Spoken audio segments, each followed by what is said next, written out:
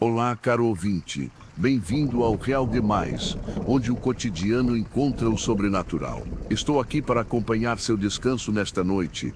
Antes de se entregar ao sono, deixe seu like, inscreva-se no canal e me conte nos comentários, onde você nos ouve agora, que horas são aí. Respire fundo, acomode-se em um lugar confortável e relaxe. As histórias que vou contar aconteceram com pessoas reais em lugares que existem, e o mais assustador é que poderiam acontecer com você também. Então, prepare-se para uma jornada, através de histórias que desafiam a realidade, onde o tempo não funciona como deveria, onde edifícios guardam segredos nos andares que oficialmente não existem e onde o que você vê no espelho pode não ser exatamente você. Vamos começar.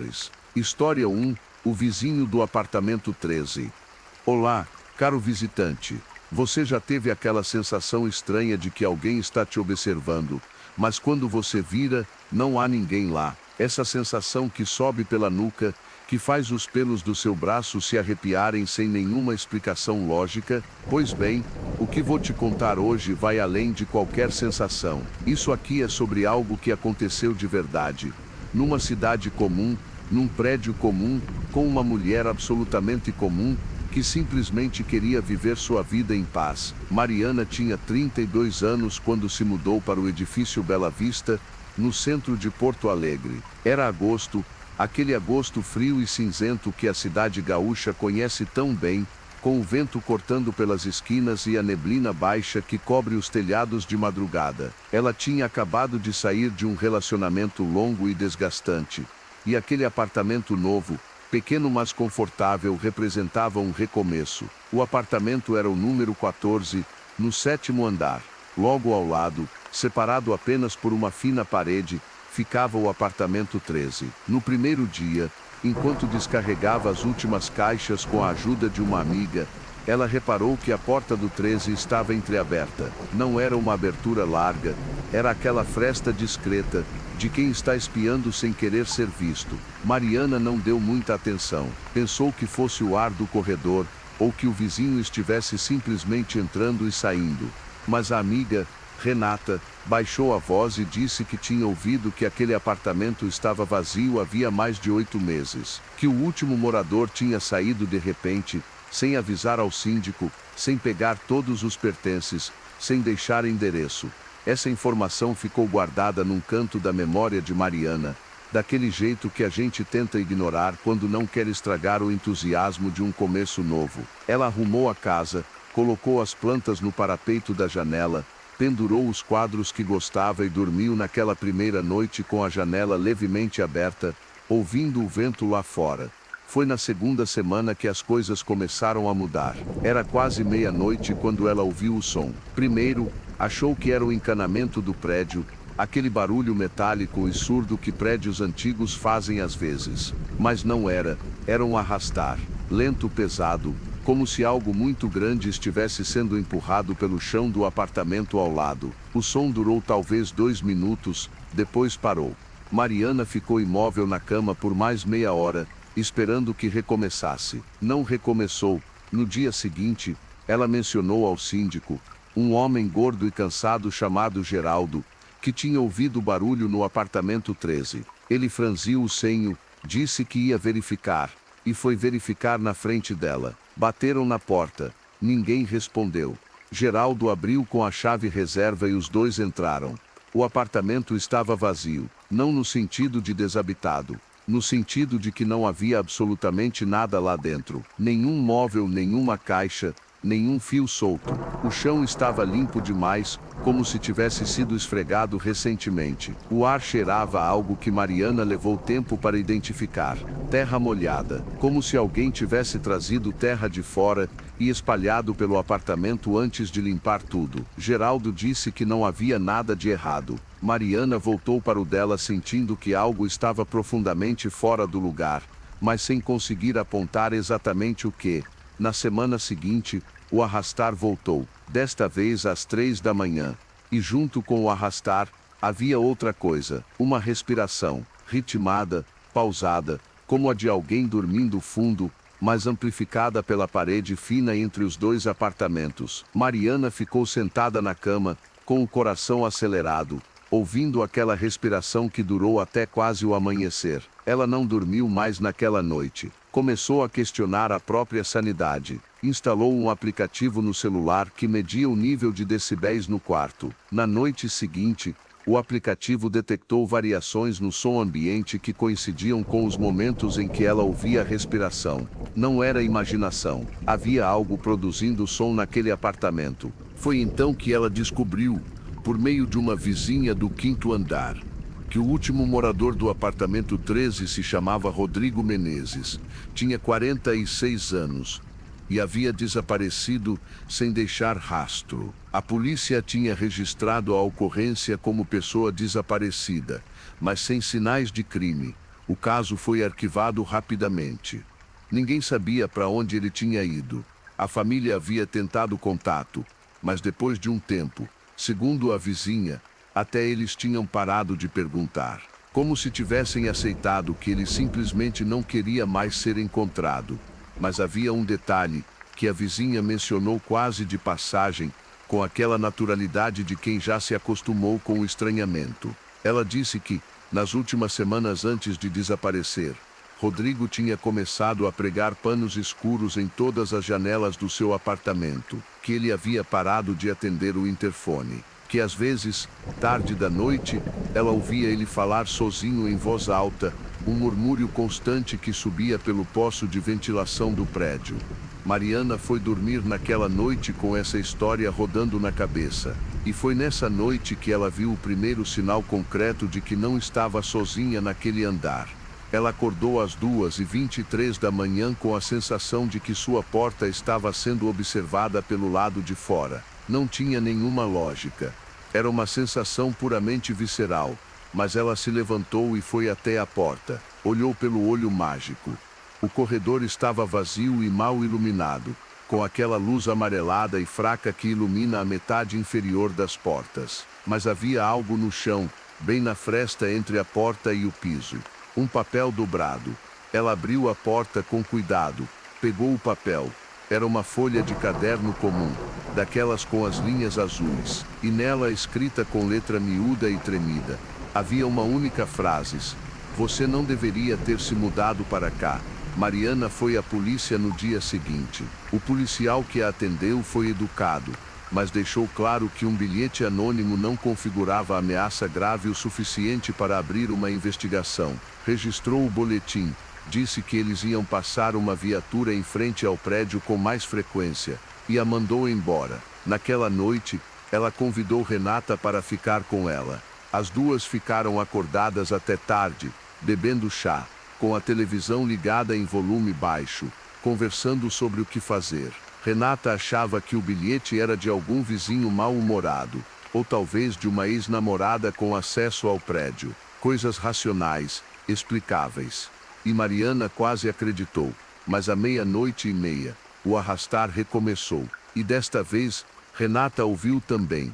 As duas ficaram paralisadas, olhando para a parede compartilhada com o apartamento 13. O som era lento, deliberado, como se algo pesado estivesse sendo movido de um lado para o outro do apartamento ao lado, num ritmo quase hipnótico. Durou 3 minutos.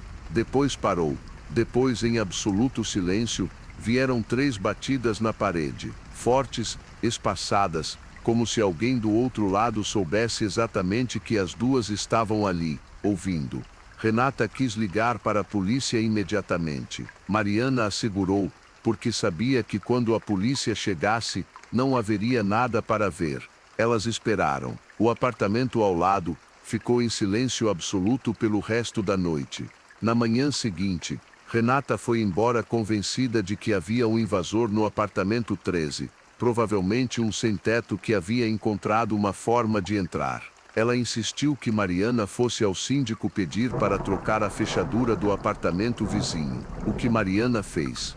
Geraldo, desta vez mais agitado, chamou um chaveiro ainda naquela manhã. A nova fechadura foi instalada. A chave ficou somente com Geraldo. Ninguém mais teria acesso ao 13. Naquela noite, às 3 da manhã, o arrastar voltou. Mariana ficou imóvel. Depois vieram as batidas. Depois algo que ela jamais conseguiria explicar para ninguém de forma que soasse crível, uma voz, abafada pela parede, mas inconfundível, uma voz masculina, grave e monótona, repetindo algo que ela não conseguia entender completamente. Ela pressionou o ouvido contra a parede e conseguiu distinguir as palavras. A voz dizia, repetidamente, ele ainda está aqui, ele ainda está aqui, ele ainda está aqui. Ele ainda está aqui. Mariana saiu do apartamento no dia seguinte com 2 malas e foi morar provisoriamente na casa da mãe, em Canoas. Ela avisou ao síndico que ia rescindir o contrato, pagou a multa sem reclamar e pediu que seus pertences fossem guardados na garagem até que ela pudesse buscá-los. 2 dias depois, Geraldo ligou para ela. A voz dele soava diferente, mais baixa, mais cautelosa. Ele disse que havia entrado no apartamento 13 para fazer uma vistoria de rotina, que o apartamento continuava vazio e limpo, mas que ele havia encontrado algo que não sabia como explicar. No centro do apartamento, marcada no chão com o que parecia ser carvão, havia um círculo perfeito, e dentro do círculo, havia um nome, o nome de Rodrigo Menezes. A polícia foi chamada. O apartamento foi lacrado. Uma investigação foi aberta, mas Rodrigo Menezes jamais foi encontrado. O apartamento 13 ficou lacrado por 2 anos, até que o prédio foi vendido e passou por reforma completa. Os novos proprietários demoliram a parede interna, instalaram um novo piso, pintaram tudo de branco. Mas moradores do andar de cima contam que, às vezes, à meia-noite, ainda dá para ouvir um arrastar vindo de lá, lento, pesado, ritmado, como se algo muito grande ainda estivesse sendo movido de um lado para o outro, de um jeito que nenhuma reforma consegue apagar. Mariana nunca voltou, mas ela ainda acorda às 3 da manhã com frequência, e às vezes, no silêncio do quarto, ela jura que consegue ouvir, muito distante, quase imperceptível, aquela voz grave e monótona dizendo que ele ainda está lá. História 2. A estrada que não aparece no mapa. Olá, caro visitante. Existem lugares no mundo que parecem existir fora do tempo, fora das regras, fora de qualquer lógica que nós, seres humanos racionais e modernos, possamos aceitar. Estradas que aparecem quando não deveriam aparecer. Trajetos que levam mais tempo do que o possível, e às vezes, estradas que levam a lugares de onde nem todo mundo volta. Paulo tinha 40 anos, era caminhoneiro há quase 20 anos e tinha feito a rota entre Cuiabá e Curitiba mais vezes do que conseguia contar. Conhecia cada curva, cada posto de gasolina, cada trecho de asfalto ruim. Era um homem prático, pouco dado a superstições, do tipo que ri quando alguém menciona assombração e muda de assunto rapidamente. Mas o que aconteceu com ele numa madrugada de março mudou alguma coisa dentro dele que nunca mais voltou ao lugar. Era uma quarta-feira, pouco depois da 1 da manhã, quando Paulo percebeu que havia algo diferente naquela noite. Ele havia saído de Cuiabá às 21 horas carregado com equipamentos agrícolas, e o trajeto estava sendo tranquilo até então. Mas em algum ponto do Mato Grosso do Sul, numa região que ele conhecia de cor, as coisas começaram a não bater. O problema começou com o tempo. Paulo tinha feito aquele trecho centenas de vezes e sabia exatamente quanto levava para ir de um ponto a outro. Mas aquela noite, os números não faziam sentido. Ele havia passado por uma placa indicando uma cidade a 30 quilômetros. Havia continuado dirigindo por mais de 1 hora sem parar e sem encontrar a cidade, sem encontrar nenhuma outra placa, sem encontrar nada além de asfalto escuro e matagal fechado dos 2 lados. Ele parou o caminhão acostamento adentro e olhou o GPS. O aparelho mostrava que ele estava exatamente onde deveria estar, na estrada certa a poucos quilômetros da cidade. Mas ao redor, não havia absolutamente nada que ele reconhecesse. A estrada parecia mais estreita do que ele lembrava. Os acostamentos eram diferentes, e havia uma coisa que ele demorou para perceber, mas que quando percebeu fez um frio estranho descer pela espinha. Não havia outros veículos, nenhum caminhão vindo no sentido contrário, nenhum carro, nenhuma moto. Naquela rodovia federal, uma das mais movimentadas do Centro-Oeste, Paulo estava absolutamente sozinho. Ele decidiu continuar. Pensou que estava simplesmente cansado, que o cérebro estava pregando peças, que em alguns minutos apareceria uma placa, uma cidade, um posto. Continuou por mais 40 minutos. Nada. Foi então que ele viu a placa. Uma placa simples, verde, daquelas padrão do The Night. Ela indicava uma estrada secundária à direita, sem nome, apenas com um número que Paulo nunca havia visto antes, numa numeração que não correspondia a nenhuma rodovia que ele conhecia. E embaixo do número, em letras menores, havia apenas uma palavra: Retiro. Paulo não conhecia nenhum lugar chamado Retiro naquela região, mas a estrada estava ali, claramente visível, e ele tomou uma decisão que ele mesmo não conseguiu explicar depois. Uma decisão que parecia guiada por algo que não era exatamente vontade própria. Ele virou o caminhão para a direita. A estrada era de terra batida, mas em boas condições. A vegetação dos dois lados era mais fechada do que a da rodovia principal, e as árvores criavam uma espécie de túnel acima do caminhão. Paulo dirigiu por cerca de 15 minutos até ver as primeiras luzes. Não eram luzes de cidade, eram luzes de uma pequena construção, uma espécie de posto ou armazém, à beira da estrada. Ele parou, desceu do caminhão. O ar tinha um cheiro diferente. Não conseguia identificar exatamente, mas era um cheiro pesado, úmido, como de terra depois da chuva, mas mais intenso. A construção tinha uma varanda com uma luz amarela acesa e uma porta de madeira velha. Numa placa de madeira acima da porta estava escrito Mar do Retiro. Paulo entrou porque precisava de café e de informação. A voz do dono do bar mudou a temperatura do ambiente assim que ele abriu a porta. O interior era pequeno, com 3 mesas, um balcão de madeira e uma geladeira velha zumbindo no canto. Havia um homem atrás do balcão, velho, com a pele do rosto marcada por sol e tempo, e 2 outros homens sentados numa das mesas, jogando baralho em silêncio. Todos os 3 olharam para Paulo ao mesmo tempo, com uma expressão que ele descreveu mais tarde como reconhecimento, como se soubessem quem ele era sem nunca tê-lo visto antes. O dono do bar trouxe o café sem que Paulo precisasse pedir. Paulo agradeceu e perguntou onde estava exatamente, qual era a cidade mais próxima, e como voltava para a rodovia principal. O velho apontou para o lado de fora e disse que a rodovia estava a 20 minutos dali, que a cidade mais próxima era uma que Paulo conhecia bem e que era só seguir a estrada de volta. Nada fora do comum. Mas havia algo na voz do velho, um tom monótono e sem variação, como se estivesse recitando informações que já havia dado muitas vezes para muitas pessoas diferentes. Um dos homens da mesa, sem levantar os olhos do baralho, disse em voz baixa: "O senhor veio tarde. Geralmente param mais cedo." Paulo perguntou o que ele queria dizer. O homem continuou olhando para as cartas. O outro homem da mesa disse apenas: "Alguns ficam. A maioria volta. Mas os que ficam..." e não terminou a frase.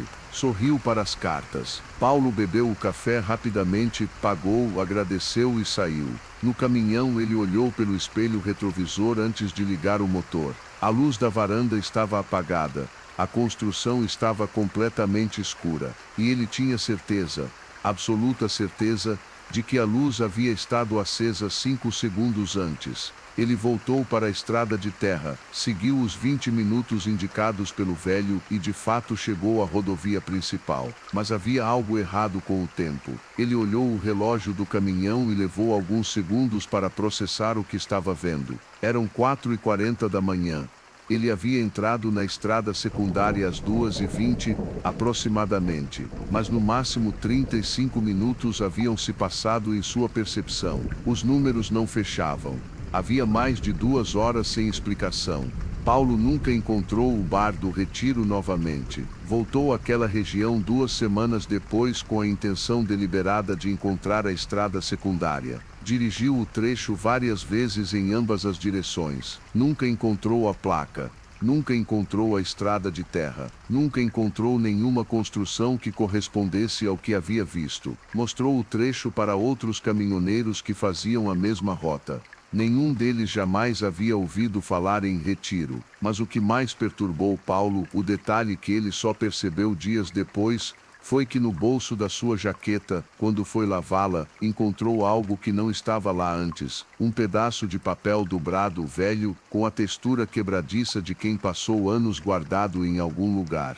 Ele abriu o papel. Era uma lista de nomes. 23 nomes escritos à mão numa caligrafia precisa e antiquada. Alguns nomes pareciam muito comuns, mas um deles era o nome completo de Paulo, o sobrenome e tudo, seguido de uma data. A data do mês seguinte. Paulo tirou um mês de folga. Não disse para a empresa o motivo real.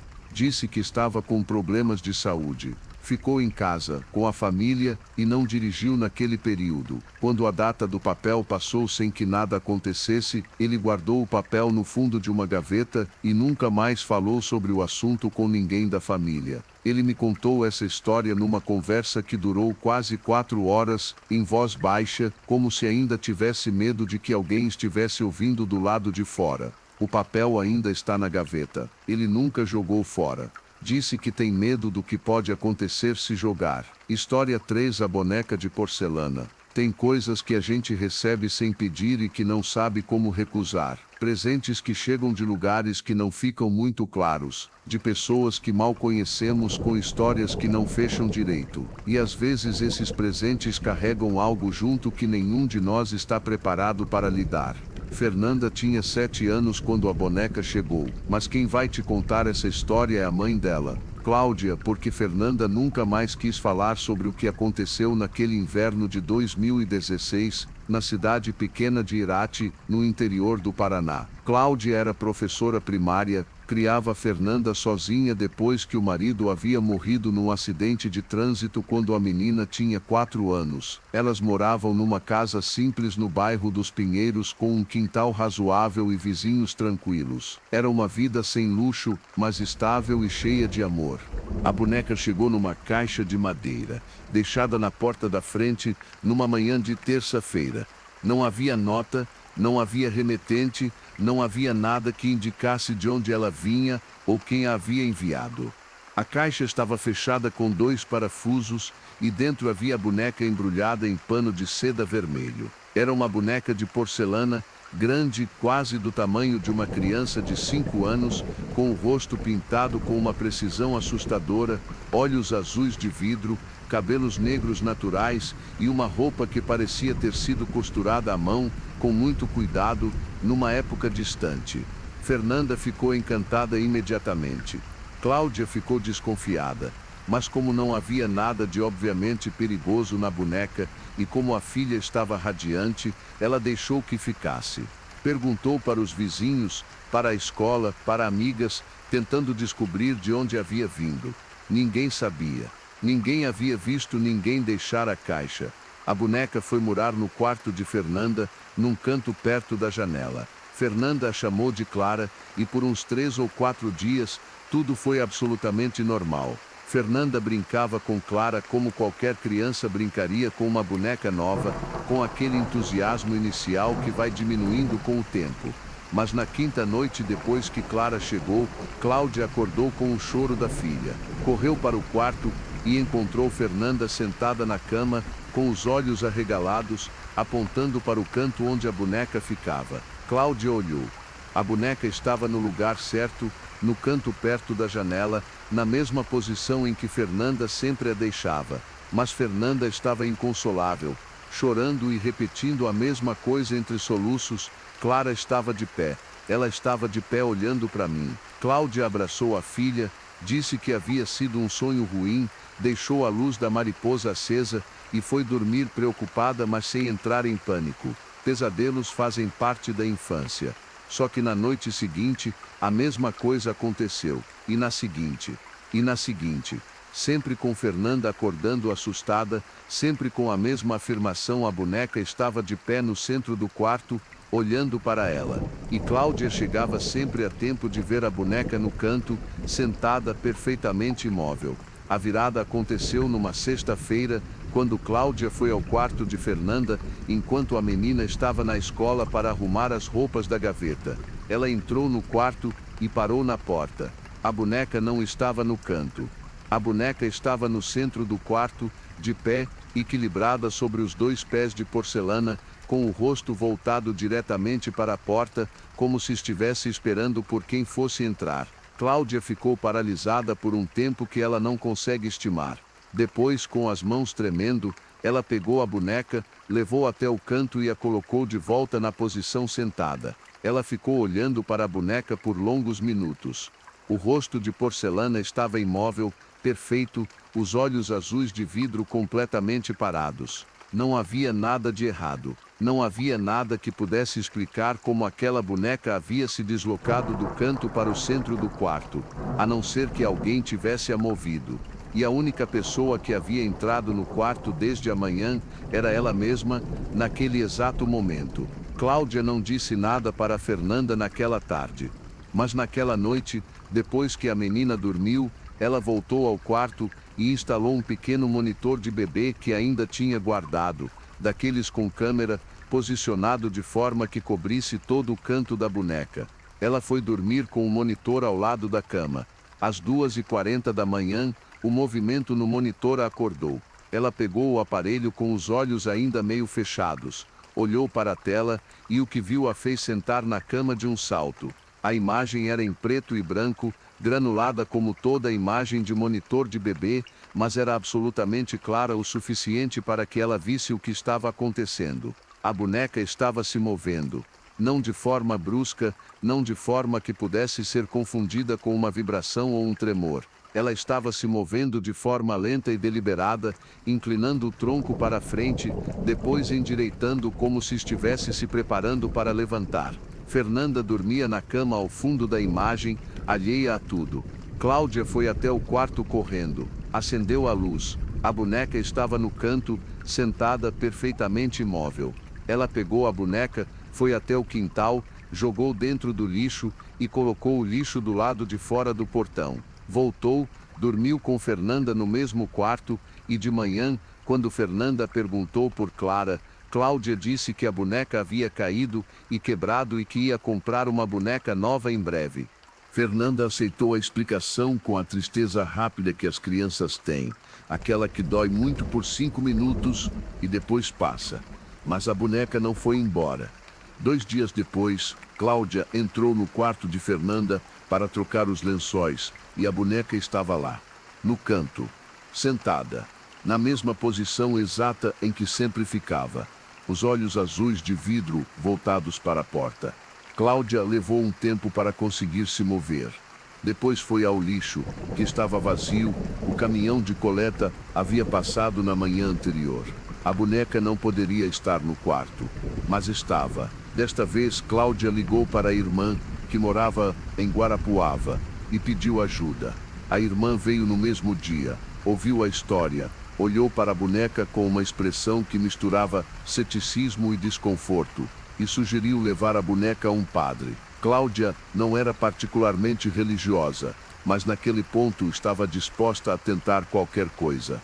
O padre, um homem jovem e pragmático, ouviu a história com paciência e depois disse, com muito cuidado, que havia pessoas que acreditavam que objetos podiam ser impregnados de energias ou intenções por meio de rituais específicos, mas que ele pessoalmente preferia uma explicação mais racional. Ele benção a boneca de qualquer forma com água benta e uma oração. A irmã de Cláudia filmou tudo com o celular. Naquela noite, a boneca estava no centro do quarto de Fernanda quando Cláudia foi verificar às 11 da noite, antes de dormir. Desta vez, ela não entrou no quarto. Ficou na porta, olhando para a boneca no centro do cômodo, com os olhos azuis voltados para ela. E naquele momento, com uma clareza que ela descreve como ao mesmo tempo fria e absolutamente devastadora, ela teve a certeza de que a boneca não era uma boneca. Ela não consegue explicar o que quer dizer com isso. Ela só diz que havia algo por trás daqueles olhos de vidro que reconhecia ela. Que havia uma consciência ali dentro que ela podia sentir com a mesma certeza com que sentia o chão embaixo dos seus pés. Ela pegou Fernanda adormecida, colocou no carro e dirigiu até a casa da irmã em Guarapuava naquela madrugada. Elas ficaram uma semana fora. Quando voltaram, a boneca não estava mais na casa. Nenhuma janela havia sido forçada, nenhuma porta estava aberta, não havia sinais de invasão. A boneca simplesmente havia sumido. Por 3 semanas nada aconteceu. Cláudia começou a respirar com mais facilidade.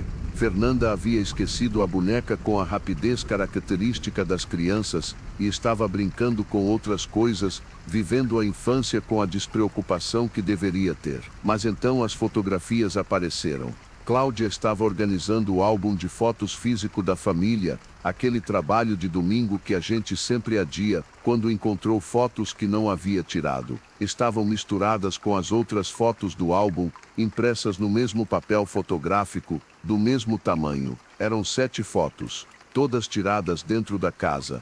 Todas mostrando a boneca em posições diferentes, em cômodos diferentes, sempre com o rosto voltado para a câmera. Numa das fotos, a boneca estava no corredor em frente ao quarto de Fernanda, de pé, com as mãos estendidas para frente de um jeito que parecia claramente intencional. E ao fundo da foto, levemente desfocada, estava Fernanda dormindo na cama, com a porta do quarto aberta. A última das 7 fotos mostrava a boneca do lado de fora da casa, no jardim, olhando para cima, diretamente para a janela do quarto de Fernanda. Cláudia olhou para o jardim naquele momento, da mesma janela que aparecia na foto, e ficou olhando para o jardim vazio por um tempo muito longo. Ela levou as fotos à polícia. A polícia não soube o que fazer com elas. Levou ao jornal local. O jornal publicou uma matéria pequena que gerou alguns comentários curiosos e depois foi esquecida. Levou a um pesquisador de fenômenos paranormais de Curitiba,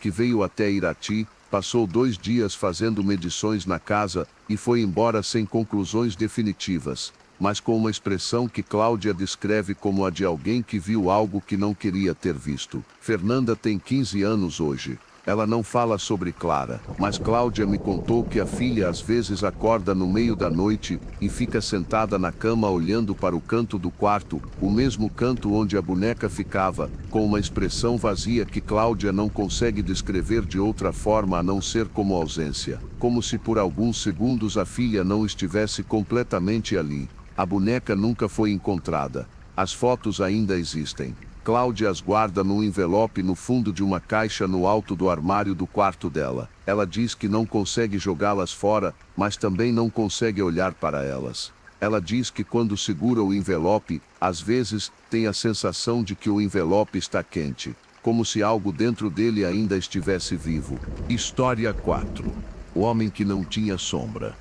A gente aprende desde cedo a ignorar certas coisas, a racionalizarmos os detalhes que não se encaixam, a encontrarmos explicações convenientes para aquilo que não deveria ter explicação. Mas tem momentos em que o detalhe errado é grande demais para ser ignorado. Tem momentos em que você olha para algo e sabe, com cada célula do seu corpo, que algo está fundamentalmente errado com o mundo ao seu redor. Gabriel tinha 28 anos e trabalhava como segurança noturno num shopping center de médio porte em Campinas. Era um trabalho tranquilo, basicamente solitário, com rondas programadas e longas horas sentado numa cabine de segurança assistindo câmeras. Ele tinha feito aquilo por 3 anos sem nenhum incidente significativo. Conhecia cada canto do prédio, cada ângulo de câmera, cada ponto cego do sistema. Era o tipo de trabalho que entorpece a atenção pelo excesso de repetição, e Gabriel havia aprendido a manter o foco justamente por isso, por saber que a rotina era uma armadilha para a concentração.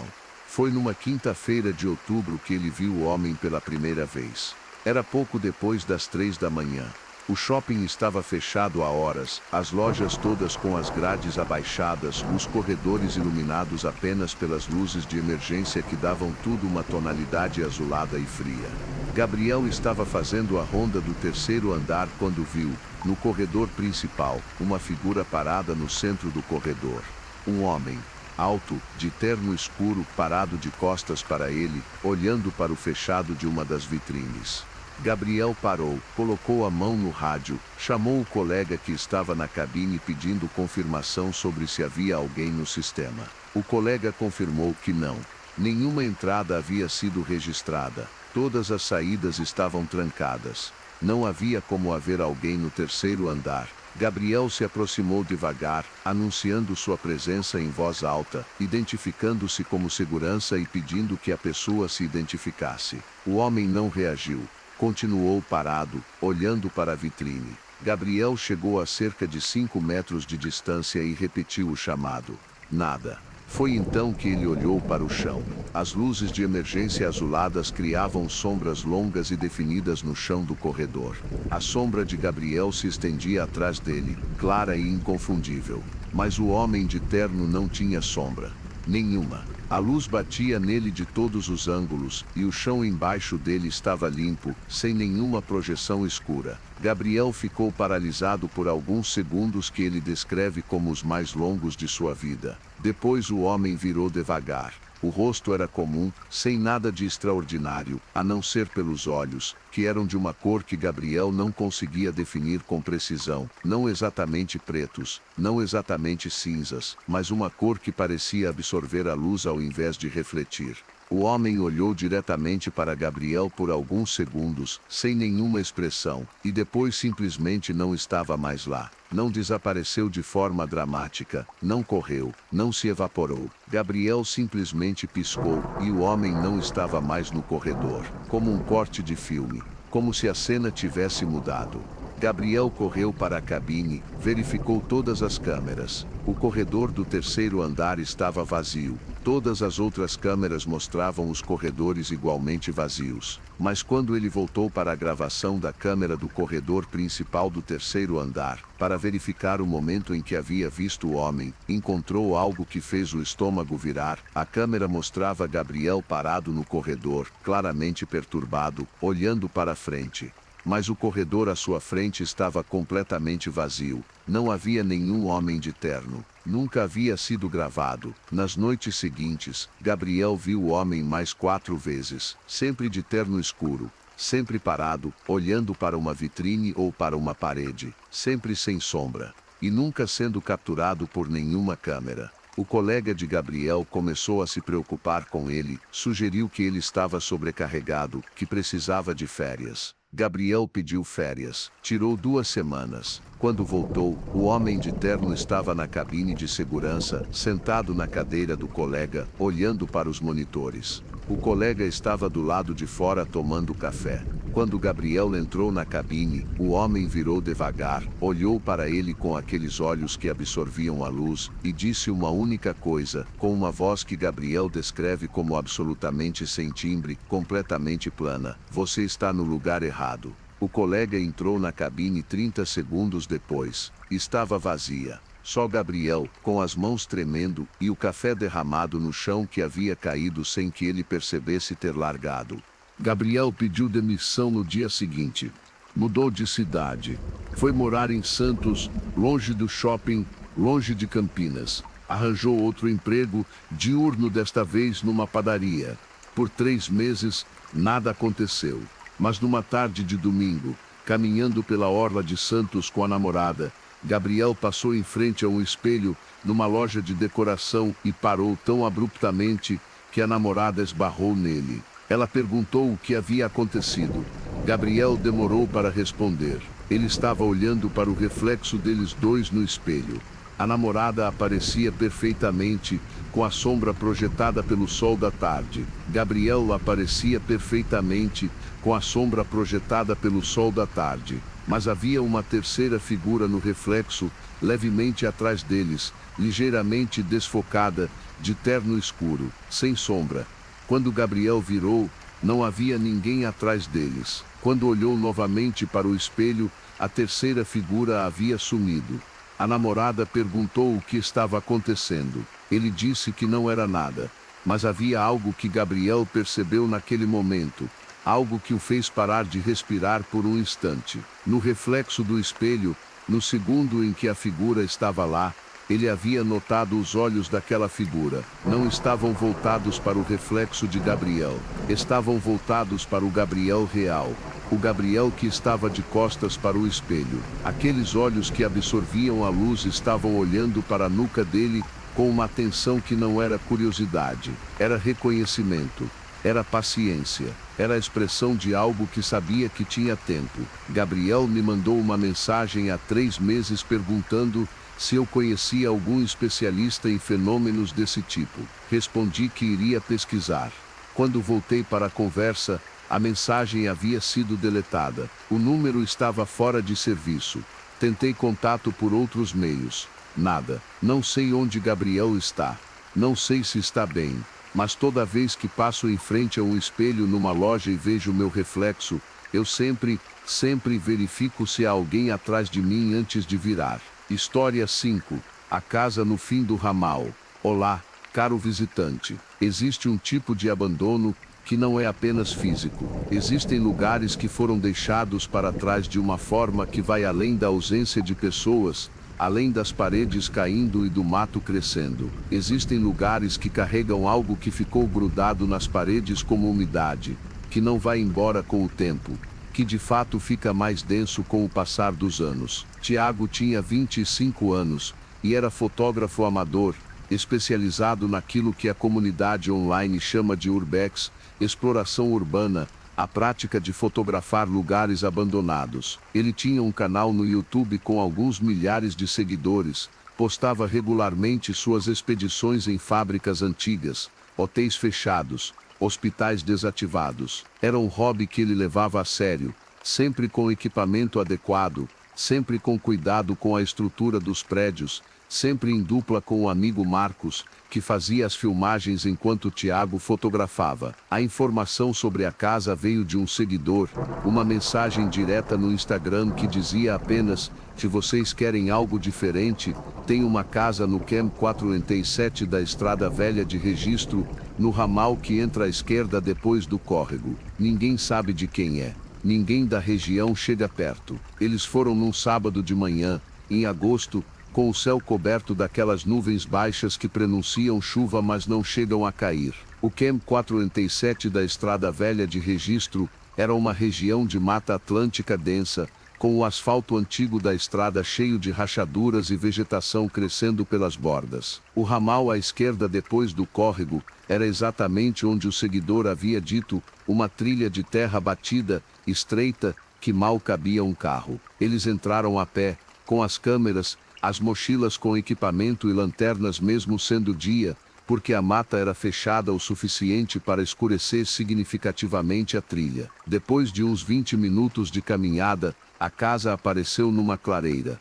Era grande, muito maior do que Tiago havia imaginado para uma construção isolada no meio da mata do Vale do Ribeira. Uma construção de 2 andares, em alvenaria, com o reboco caindo em placas, e a pintura original há muito tempo consumida pelo tempo e pela umidade. As janelas do andar de cima eram apenas buracos escuros, os vidros todos quebrados ou ausentes. A porta principal estava aberta, não arrombada, apenas aberta, como se o último morador tivesse saído e simplesmente não se dado ao trabalho de fechar. O que chamou a atenção de Tiago, antes de entrar, foi o jardim. Ou melhor, o que havia sido um jardim. Havia plantas que claramente eram cultivadas, não eram plantas nativas daquela vegetação ao redor. Eram plantas de jardim doméstico que haviam crescido sem controle por anos. E entre essas plantas, havia algo que ele levou um tempo para entender, havia objetos. Espalhados pelo que havia sido o jardim da frente, enterrados parcialmente no chão, cobertos de musgo e desgaste. Havia objetos domésticos. Um sapato infantil, uma panela, um quadro com o vidro quebrado e a imagem completamente apagada pelo tempo. Uma cadeira de madeira com as pernas quebradas, uma boneca de plástico, daquelas antigas, com os olhos ainda abertos apesar do rosto corroído. Marcos filmou tudo isso enquanto Tiago fotografava. Eles comentavam em voz baixa, com aquela contenção que os lugares abandonados impõem naturalmente, como se falar alto fosse uma violação de algo. Eles entraram pela porta aberta. O interior estava em estado avançado de deterioração, o piso de madeira cedendo em vários pontos, o forro do teto em alguns lugares completamente ausente, mostrando as vigas e o telhado. Mas havia algo que diferenciava aquela casa de todos os outros lugares que Tiago havia explorado. Havia coisas pessoais ainda lá dentro. Não vestígios, não fragmentos. Coisas inteiras. Uma mesa de jantar com cadeiras ao redor, como se esperasse uma família para o almoço. Uma prateleira com livros e figuras de santos. Uma cozinha com utensílios ainda nos ganchos. Como se as pessoas tivessem simplesmente saído um dia e nunca voltado, deixando tudo para trás. Foram para o andar de cima pela escada que rangia, mas aguentou o peso. O corredor de cima tinha 4 portas. As 3 primeiras levavam a quartos vazios, apenas o piso e as paredes sem nada. A 4ª porta estava fechada, e havia algo diferente nessa porta. Ela estava trancada por fora, com uma trave de madeira daquelas que se encaixam numa argola pregada na parede. Alguém havia trancado essa porta pelo lado de fora do quarto. Tiago e Marcos se entreolharam. Depois Tiago levantou a trave e abriu a porta. O quarto tinha as janelas tapadas com tábuas pregadas do lado de dentro. Era completamente escuro. Eles apontaram as lanternas. O quarto estava cheio de papéis, não espalhados pelo chão de qualquer jeito, mas fixados nas paredes, cobrindo cada centímetro de superfície disponível, do chão ao teto. Papéis manuscritos, cobertos de texto denso escrito com caneta, com letra pequena e comprimida. Tiago se aproximou e leu alguns trechos. O texto era fragmentado, sem pontuação consistente, saltando de assunto para assunto de uma forma que sugeria um estado mental muito perturbado. Havia descrições de visões, de vozes, de entidades que o escritor chamava apenas de os de baixo. Havia listas de nomes. Havia datas, que cobriam um período de aproximadamente 3 anos. E havia repetida centenas de vezes em diferentes pontos dos papéis, uma única instrução: não abra a porta do quarto dos fundos. No centro do quarto, no chão havia um colchão fino e mofado, e sobre o colchão havia marcas. Marcas de dedos no tecido podre, como se alguém tivesse ficado deitado naquele colchão por um tempo muito longo, apalpando o tecido repetidamente, criando sulcos com os dedos. Marcos disse que queria ir embora. Tiago concordou. Eles saíram do quarto, fecharam a porta, desceram a escada, mas ao chegarem ao andar de baixo, perceberam que havia uma porta que não haviam visto antes, numa lateral da sala de jantar, parcialmente escondida atrás de um armário pesado que havia se deslocado ligeiramente com o tempo. Era uma porta que levava para os fundos da casa. Tiago pausou. Marcos disse em voz baixa: os papéis disseram para não abrir a porta dos fundos. Tiago assentiu. Eles saíram pela porta principal. Estavam a uns 50 metros da casa, já na trilha de volta, quando Tiago parou. Ele havia deixado a câmera fotográfica dentro do quarto dos papéis. Havia colocado no chão enquanto tirava fotos com o celular e havia esquecido de pegar. Era um equipamento de R$ 2.000. Ele disse a Marcos que voltava rápido. Marcos disse que ia junto. Eles voltaram, entraram pela porta principal, subiram a escada, abriram o quarto dos papéis. A câmera estava lá no chão, onde Tiago havia deixado. Ele pegou. E então ouviram o som, vindo da porta dos fundos, no andar de baixo. Um som surdo, ritmado, como alguém batendo com a palma da mão numa superfície de madeira. Pausado, deliberado, como se quem estava do outro lado soubesse que havia pessoas na casa e estivesse chamando a atenção. Eles saíram correndo. Tiago me enviou as fotos depois, quando postou o vídeo no YouTube. O vídeo fez um número razoável de visualizações, e nos comentários algumas pessoas da região do Vale do Ribeira mencionaram a casa. Uma delas, com uma conta antiga e poucas postagens, escreveu apenas: essa casa pertenceu à família Quaresma. Em 1987, um dos filhos trancou a mãe no quarto de cima depois que ela ficou doente. Ele morreu antes de poder soltá-la. Quando os vizinhos foram verificar semanas depois, o quarto estava trancado por fora e vazio. A mãe nunca foi encontrada, mas os vizinhos que foram lá sempre disseram que ouviam batidas vindo dos fundos da casa. Tiago deletou o comentário. Depois deletou o vídeo inteiro. Ele não postou mais nada sobre aquela expedição, mas as fotos existem. E em uma delas, a que Tiago tirou do quarto dos papéis olhando para a porta fechada, há algo que ele só percebeu semanas depois, quando revisou as imagens no computador. Na fresta entre a porta e o piso do quarto dos papéis, há uma sombra. Uma sombra que não deveria existir, porque o quarto estava completamente escuro e a única luz vinha das lanternas deles, que estavam apontadas para as paredes. É uma sombra de dedos, longos, muito longos, como se algo do outro lado da porta estivesse com a mão pressionada contra a fresta, de baixo, tentando passar. História 6, o lago que devolveu tudo. Existem histórias que chegam até nós em pedaços, como cacos de um espelho quebrado. E a gente tenta juntar esses cacos tentando entender a imagem original.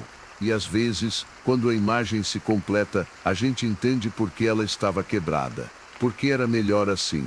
Por que algumas imagens não deveriam ser vistas por inteiro? O Lago de Três Corredeiras fica numa região serrana do Rio Grande do Sul, a uns 60 quilômetros de Caxias do Sul.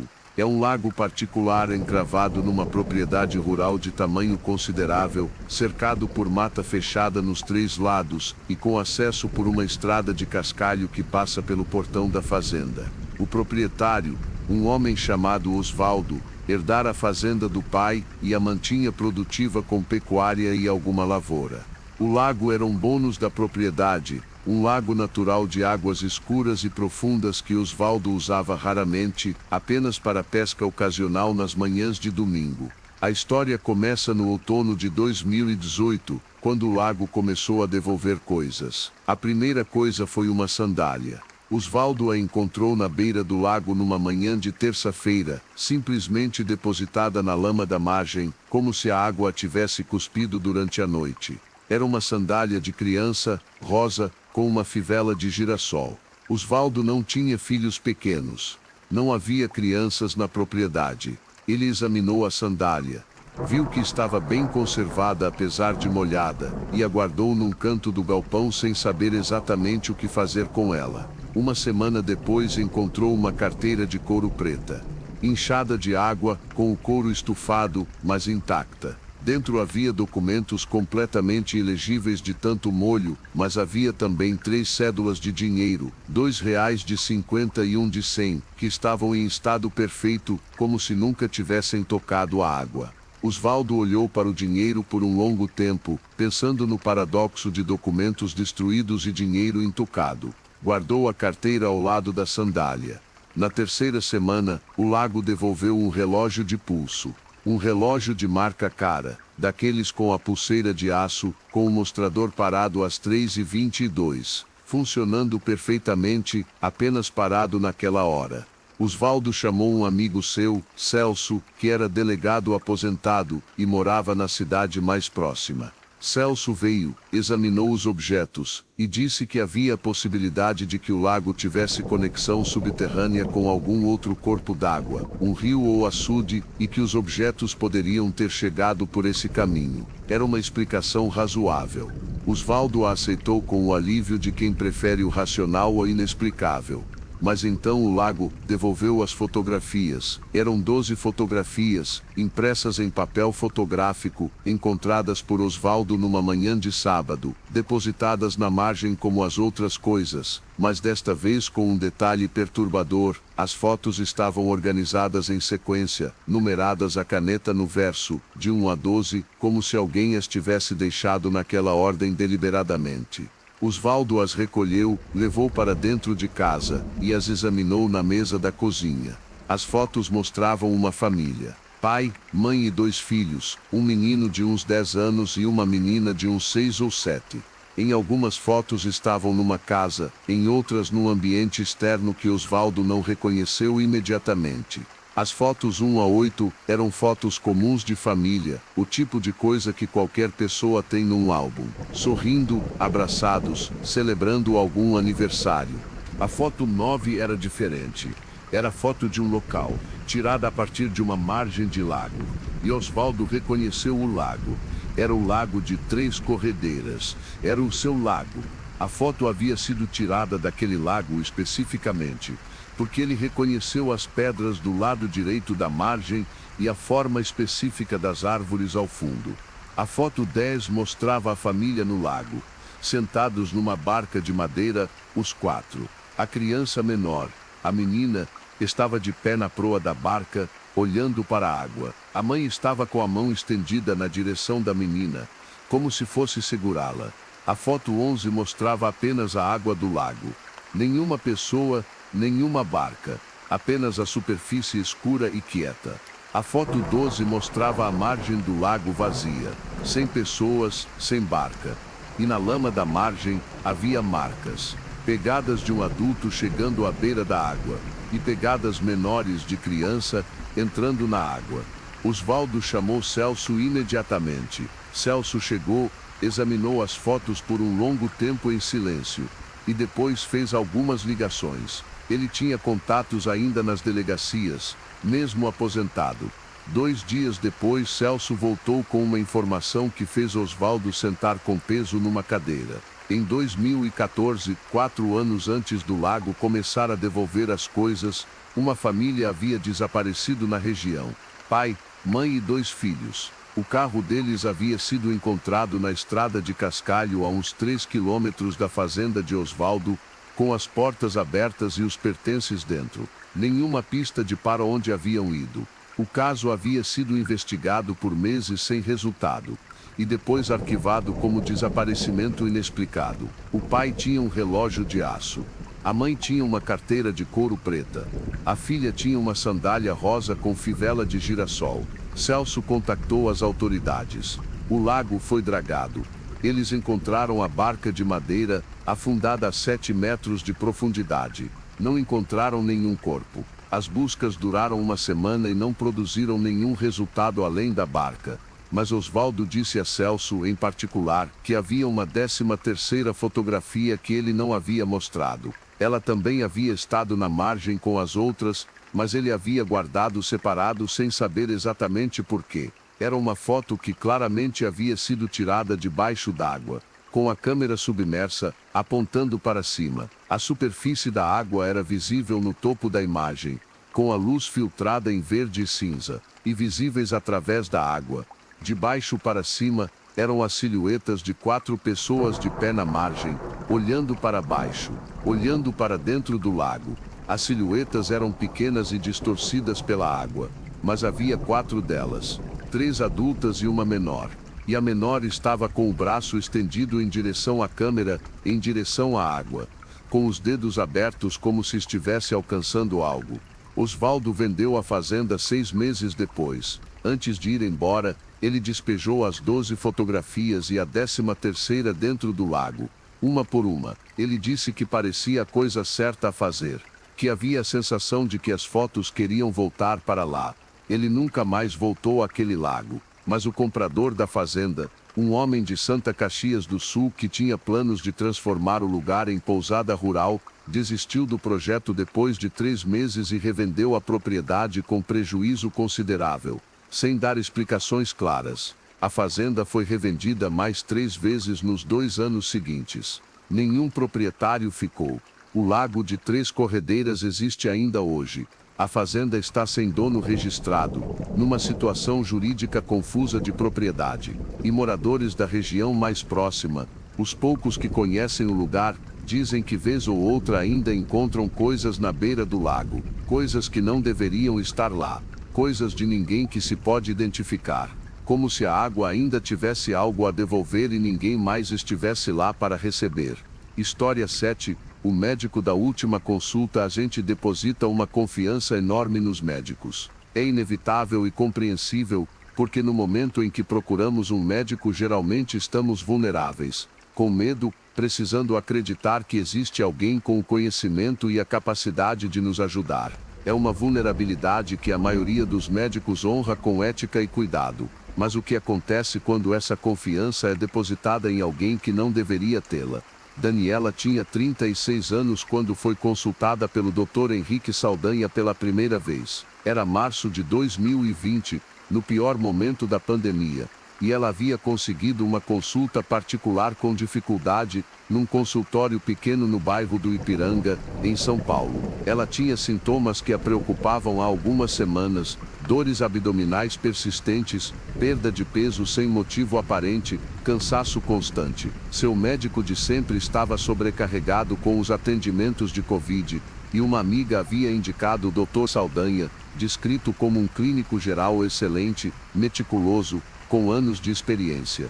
O consultório era sóbrio, discreto, com diplomas na parede e livros nas prateleiras. O Dr. Saldanha tinha uns 50 e poucos anos, cabelos grisalhos bem cuidados, óculos de armação fina e uma qualidade que Daniela só consegue descrever como presença. Não era exatamente carisma, era algo mais quieto que isso.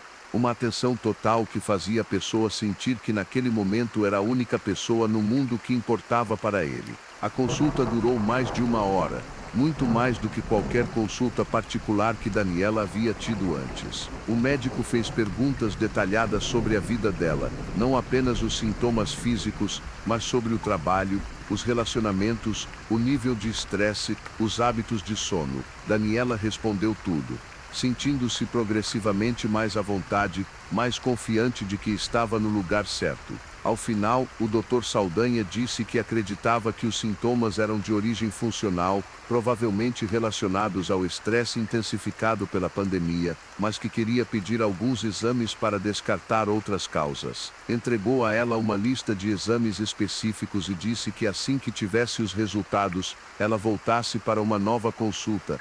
Daniela fez os exames. Os resultados vieram todos dentro da normalidade. Ela voltou ao consultório 2 semanas depois. E foi nessa segunda consulta que as coisas começaram a mudar de forma que ela levou meses para conseguir articular.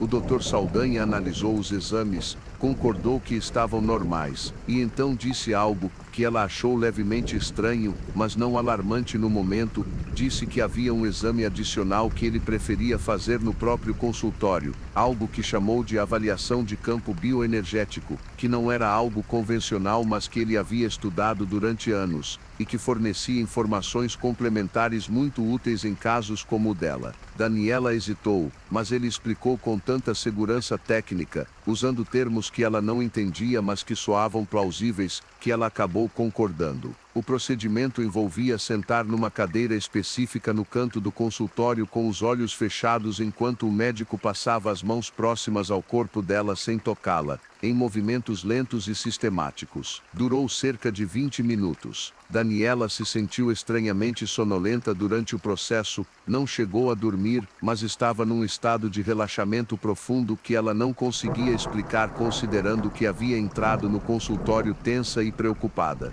Quando o Dr. Saldanha disse que havia terminado, ela abriu os olhos e levou alguns segundos para se orientar completamente. Ele estava anotando algo num bloco. Disse que havia identificado o que chamou de bloqueios em determinadas regiões do campo bioenergético dela, e que seria necessário um tratamento de 6 sessões, uma por semana, que ele chamou de reequilíbrio. O valor de cada sessão era substancial, mas ele disse com aquela calma confiante que era um investimento na saúde dela de longo prazo.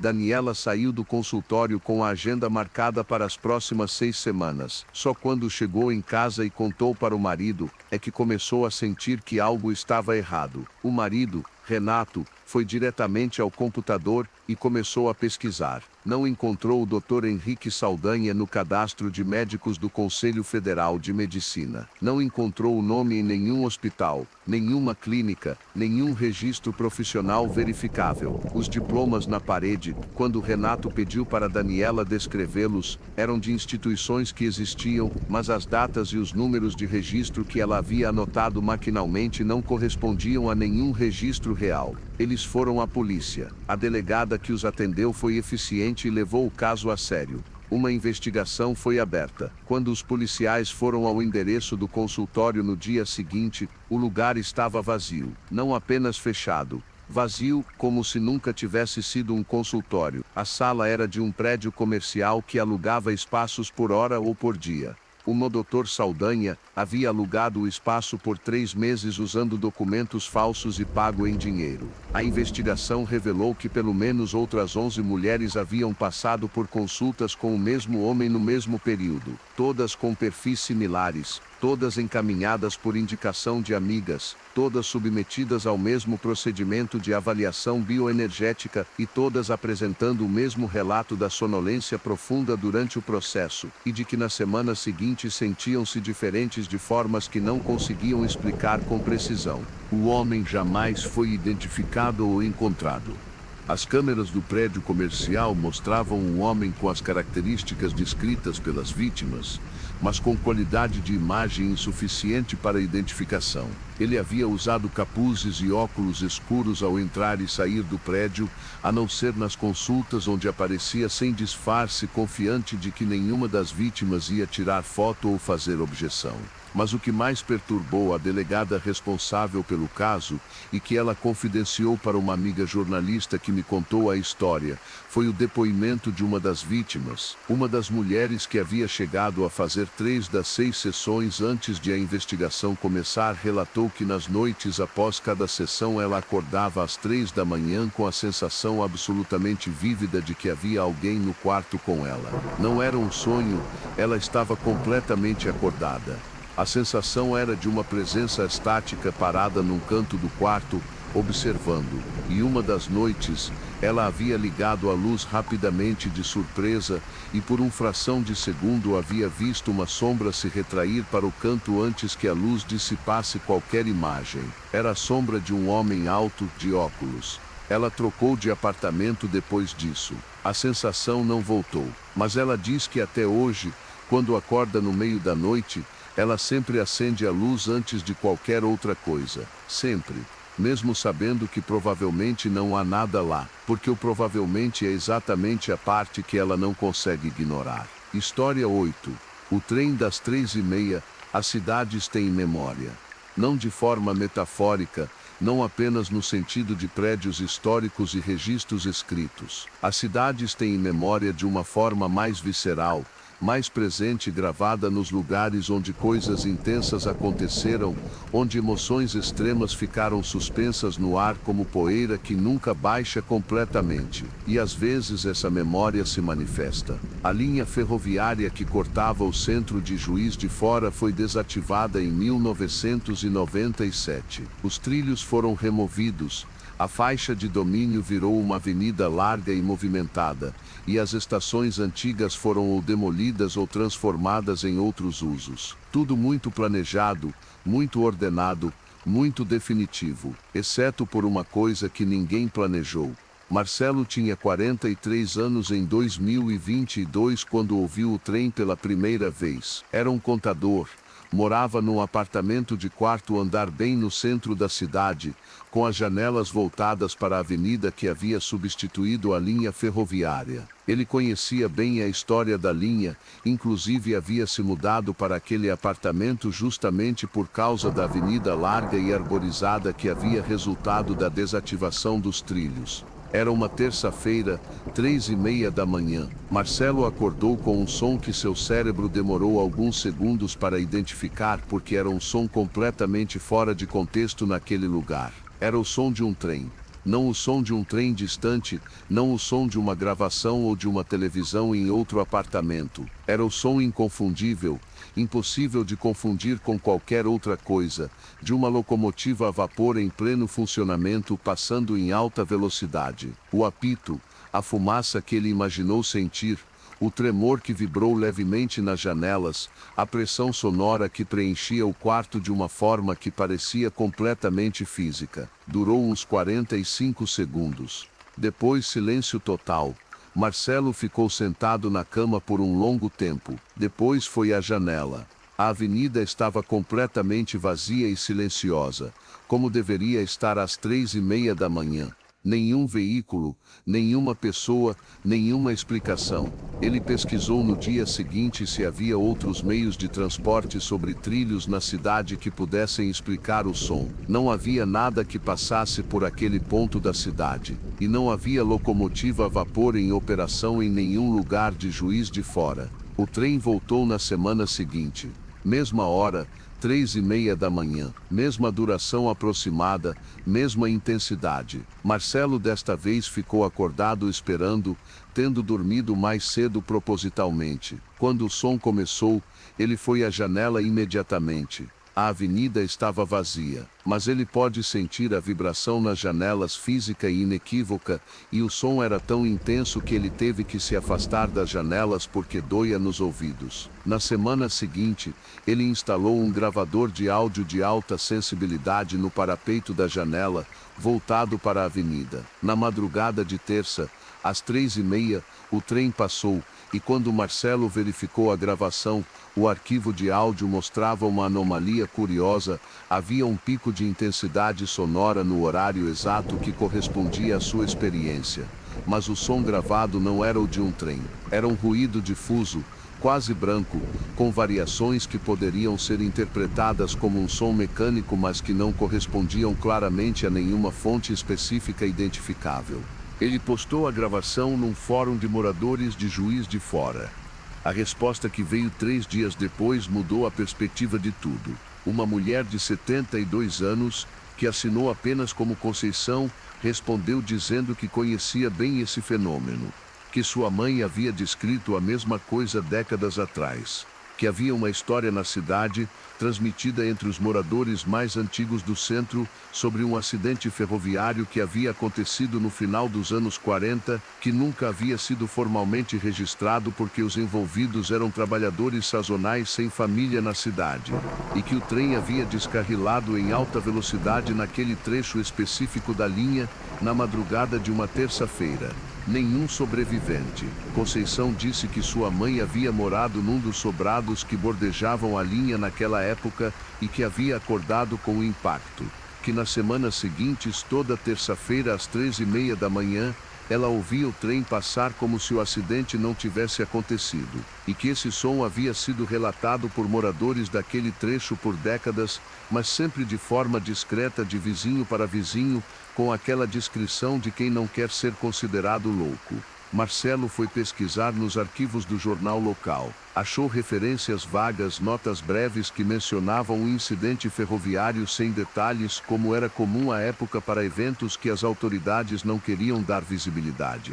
Mas os arquivos fotográficos da cidade tinham algumas imagens daquela linha ferroviária e em uma delas, tirada poucos dias após o suposto acidente, o trecho que hoje é a avenida mostrava marcas que poderiam ser de um descarrilamento, marcas no solo que foram descritas na legenda apenas como obras de manutenção. Marcelo ainda mora naquele apartamento. Toda terça-feira ele fica acordado até a meia-noite e então tenta dormir. Às 13:20, ele acorda naturalmente como se seu corpo tivesse aprendido o horário. Às 13:30, o trem passa. Ele não foi mais à janela. Ficou deitado na cama com os olhos abertos no teto, ouvindo o som que não deveria existir, que carrega dentro dele a vibração de 40 ou 50 homens que não chegaram onde estavam indo, numa madrugada de terça-feira, há mais de 70 anos. Ele disse que o mais perturbador não é o som do trem, é o silêncio depois. Porque no silêncio que se segue por uns 5 ou 10 segundos, ele consegue ouvir outras coisas. Vozes talvez, ou vento, ou algo que está entre as duas coisas. E então o silêncio engole tudo e a cidade volta a ser a cidade de sempre, sem trilhos, sem memória oficial, sem nenhum sinal de que um trem jamais passou por ali. 2E, História 9. O retrato da família Nunes. Existem objetos que carregam histórias maiores do que eles mesmos, que acumulam dentro deles camadas de tempo e de experiências humanas tão densas que acabam adquirindo uma presença que vai além do material. E às vezes, quando você leva esses objetos para dentro de casa sem saber o que eles carregam, você leva junto tudo o que estava embutido neles. Soraya tinha 41 anos e era apaixonada por antiquários. Frequentava feiras de antiguidades em São Paulo com a regularidade de quem vai ao mercado, e havia construído ao longo dos anos uma coleção eclética de peças espalhadas pela casa, cada uma com uma história que ela gostava de conhecer antes de comprar. Ela dizia que os objetos contavam histórias e que parte do prazer de colecioná-los era ouvir essas histórias dos vendedores. O retrato apareceu numa feira em Santana numa tarde de sábado nublado. Era grande, emoldurado em madeira escura pesada. retratando uma família de 4 pessoas, um homem de bigode de pé atrás de uma mulher sentada, e 2 filhos adolescentes ao lado, um menino e uma menina. A pintura era a óleo, com aquela qualidade característica dos retratos formais do início do século XX, com as figuras levemente rígidas e os rostos de expressão séria que a fotografia da época também produzia. Era claramente um trabalho de qualidade, de um pintor com técnica sólida. O vendedor, um homem magro com olhos inquietos chamado Aguinaldo, disse que havia comprado o quadro num leilão de espólio, de uma família que havia vendido uma propriedade antiga em Campinas. Não sabia nada sobre as pessoas retratadas. O nome Nunes estava gravado discretamente no verso da moldura, mas nada mais. O preço era razoável para o tamanho e qualidade da peça. Soraya o comprou. Levou para casa, um apartamento amplo na Vila Mariana, e o pendurou na parede da sala, onde ficou muito bem, dando ao ambiente aquela seriedade antiquária que ela gostava de cultivar. Por 3 semanas nada de incomum. O retrato era bonito, imponente, e Soraya gostava de olhar para ele enquanto tomava café pela manhã. As 4 figuras na pintura tinham aquela qualidade de presença que as boas pinturas de retrato têm, a sensação de que há pessoas reais por trás das pinceladas. A primeira coisa que ela notou, e que inicialmente atribuiu a variação de luz no apartamento em diferentes horários do dia, foi que as expressões dos retratados pareciam mudar levemente dependendo do ângulo e da iluminação. A mulher sentada, por exemplo, às vezes parecia ter uma expressão mais tensa, e outras vezes mais relaxada. O homem de bigode às vezes parecia olhar diretamente para quem estivesse na sala, e outras vezes parecia olhar para um ponto à esquerda da tela. Soraya racionalizou isso com facilidade. Era uma característica comum em boas pinturas, aquela qualidade de olhos que seguem o observador, produto de técnica e perspectiva. Mas então o menino do retrato mudou de posição. Não era uma mudança sutil de ângulo ou expressão. Era uma mudança de posição clara. Quando Soraya havia comprado o quadro, o menino retratado estava com as mãos atrás das costas, numa postura formal típica da época. Ela tinha certeza disso. Havia olhado para o quadro muitas vezes, mas numa manhã de quinta-feira, tomando o café matinal, ela olhou para o retrato e o menino estava com o braço estendido à frente, apontando para algo fora do quadro, para a esquerda. O braço que antes estava atrás das costas, estava agora nitidamente à frente, a mão aberta com o indicador estendido. Soraya ficou parada na frente do quadro por um longo tempo, tentando convencer-se de que havia se enganado sobre a posição original. Tirou foto do quadro, vasculhou o celular procurando uma foto anterior que provasse a posição original. Não encontrou nenhuma foto que tivesse tirado antes. Ficou com a dúvida roendo por 2 dias. Na sexta-feira, a filha da vizinha, uma menina de 8 anos chamada Bia, veio com a mãe visitar Soraya. Enquanto as adultas conversavam na cozinha, Bia ficou na sala. Depois de alguns minutos, a menina chamou: "Tia Soraya, o menino do quadro está apontando para a janela." Soraya foi até a sala. O braço do menino no retrato estava estendido, o indicador apontando claramente para a janela da sala. Ela tinha foto tirada 2 dias antes mostrando o braço na mesma posição, o que pelo menos confirmava que não havia sido uma ilusão de memória naquela segunda observação. Mas havia algo na observação da Bia que a perturbou mais do que a posição do braço. A menina estava olhando para a janela, não para o quadro, como se estivesse seguindo para onde o dedo apontava. E quando Soraya seguiu o olhar da menina para a janela, não havia nada lá, apenas a rua lá embaixo e os prédios do outro lado. Naquela noite, Soraya dormiu mal. Acordou às 2 da manhã com a sensação de que havia alguém na sala. Não foi verificar. Ficou na cama ouvindo os sons do apartamento. Não havia nada fora do comum, mas ao amanhecer, quando foi à sala para tomar o café, olhou para o retrato e as 4 figuras estavam em posições que ela não havia visto antes.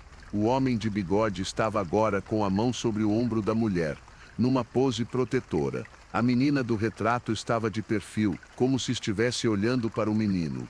E o menino, com o braço que antes apontava para a janela, agora estava com o braço abaixado, a mão espalmada sobre o peito. e todos os quatro pareciam estar olhando para um mesmo ponto no canto inferior esquerdo da tela.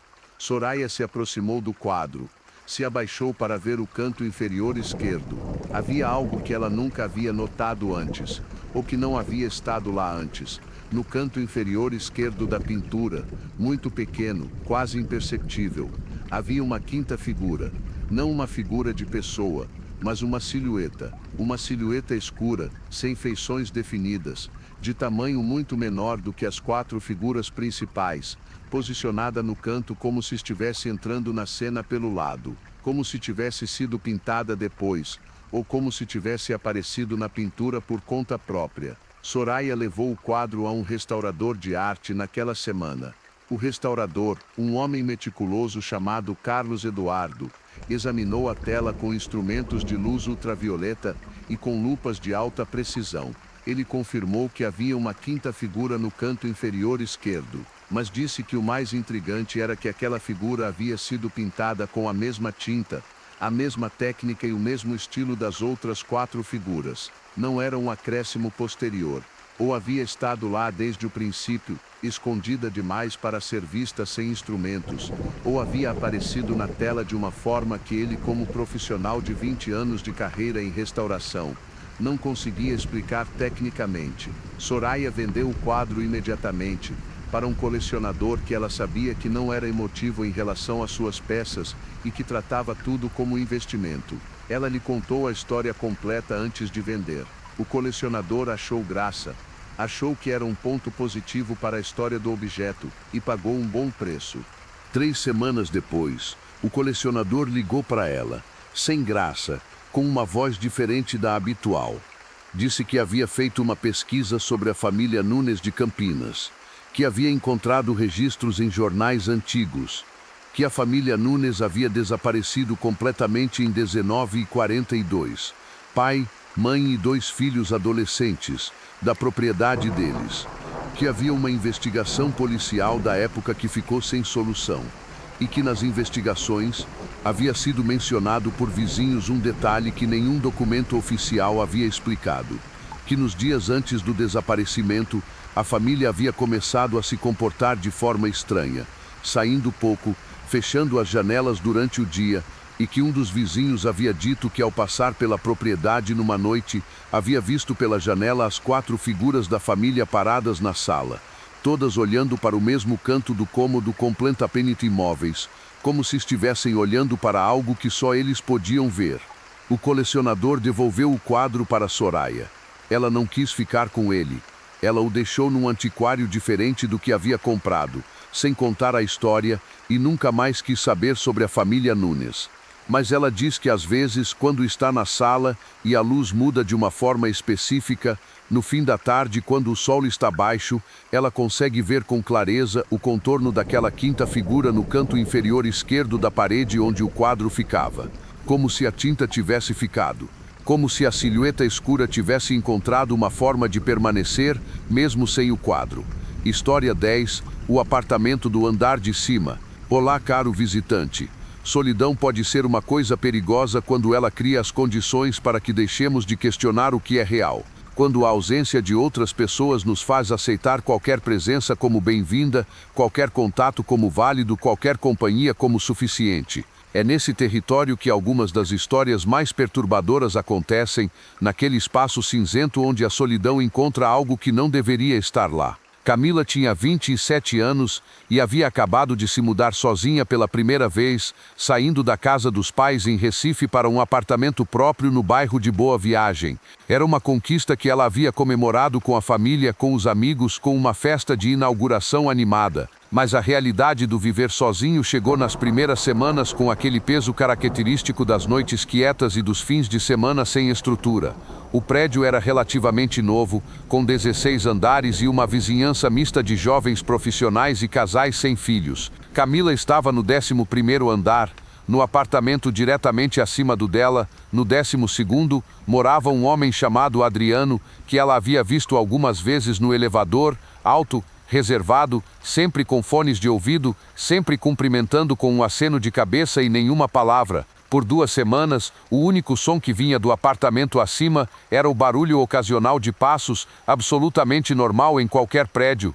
Camila nem prestava atenção, mas na 3ª semana começou a ouvir a voz. Não eram conversas, era uma voz masculina, grave, falando de forma contínua e monótona, sem as variações de tom e ritmo de uma conversa. Era o tipo de fala de quem está recitando algo, ou lendo em voz alta, ou orando. Durava horas, geralmente começava depois da meia-noite e ia até o amanhecer. Camila bateu no teto algumas vezes sem resultado. Depois foi até o 12º andar e bateu na porta do Adriano. Ele abriu depois de um tempo considerável, com uma expressão que ela descreve como não exatamente surpresa, mas como algo diferente disso, como o reconhecimento de que aquilo havia de acontecer eventualmente. Ela pediu desculpas pela interrupção, explicou que a voz a estava impedindo de dormir. Adriano ouviu tudo sem nenhuma expressão. Quando ela terminou, ele disse apenas, "Não era eu", e fechou a porta. Camila voltou para o apartamento confusa e irritada. Mas naquela noite, a voz não voltou, nem na seguinte. Por uma semana inteira, silêncio completo. Camila começou a achar que havia resolvido o problema, que talvez Adriano realmente tivesse tomado cuidado com o volume de alguma transmissão ou podcast que costumava ouvir alto. Mas na 8ª noite, a voz voltou. E desta vez era diferente. Não estava vindo do teto, estava vindo das paredes, de todas as paredes do quarto ao mesmo tempo, como se a voz estivesse dentro da estrutura do prédio, dentro do concreto, amplificada e distribuída pela alvenaria de uma forma que Camila não conseguia localizar com precisão.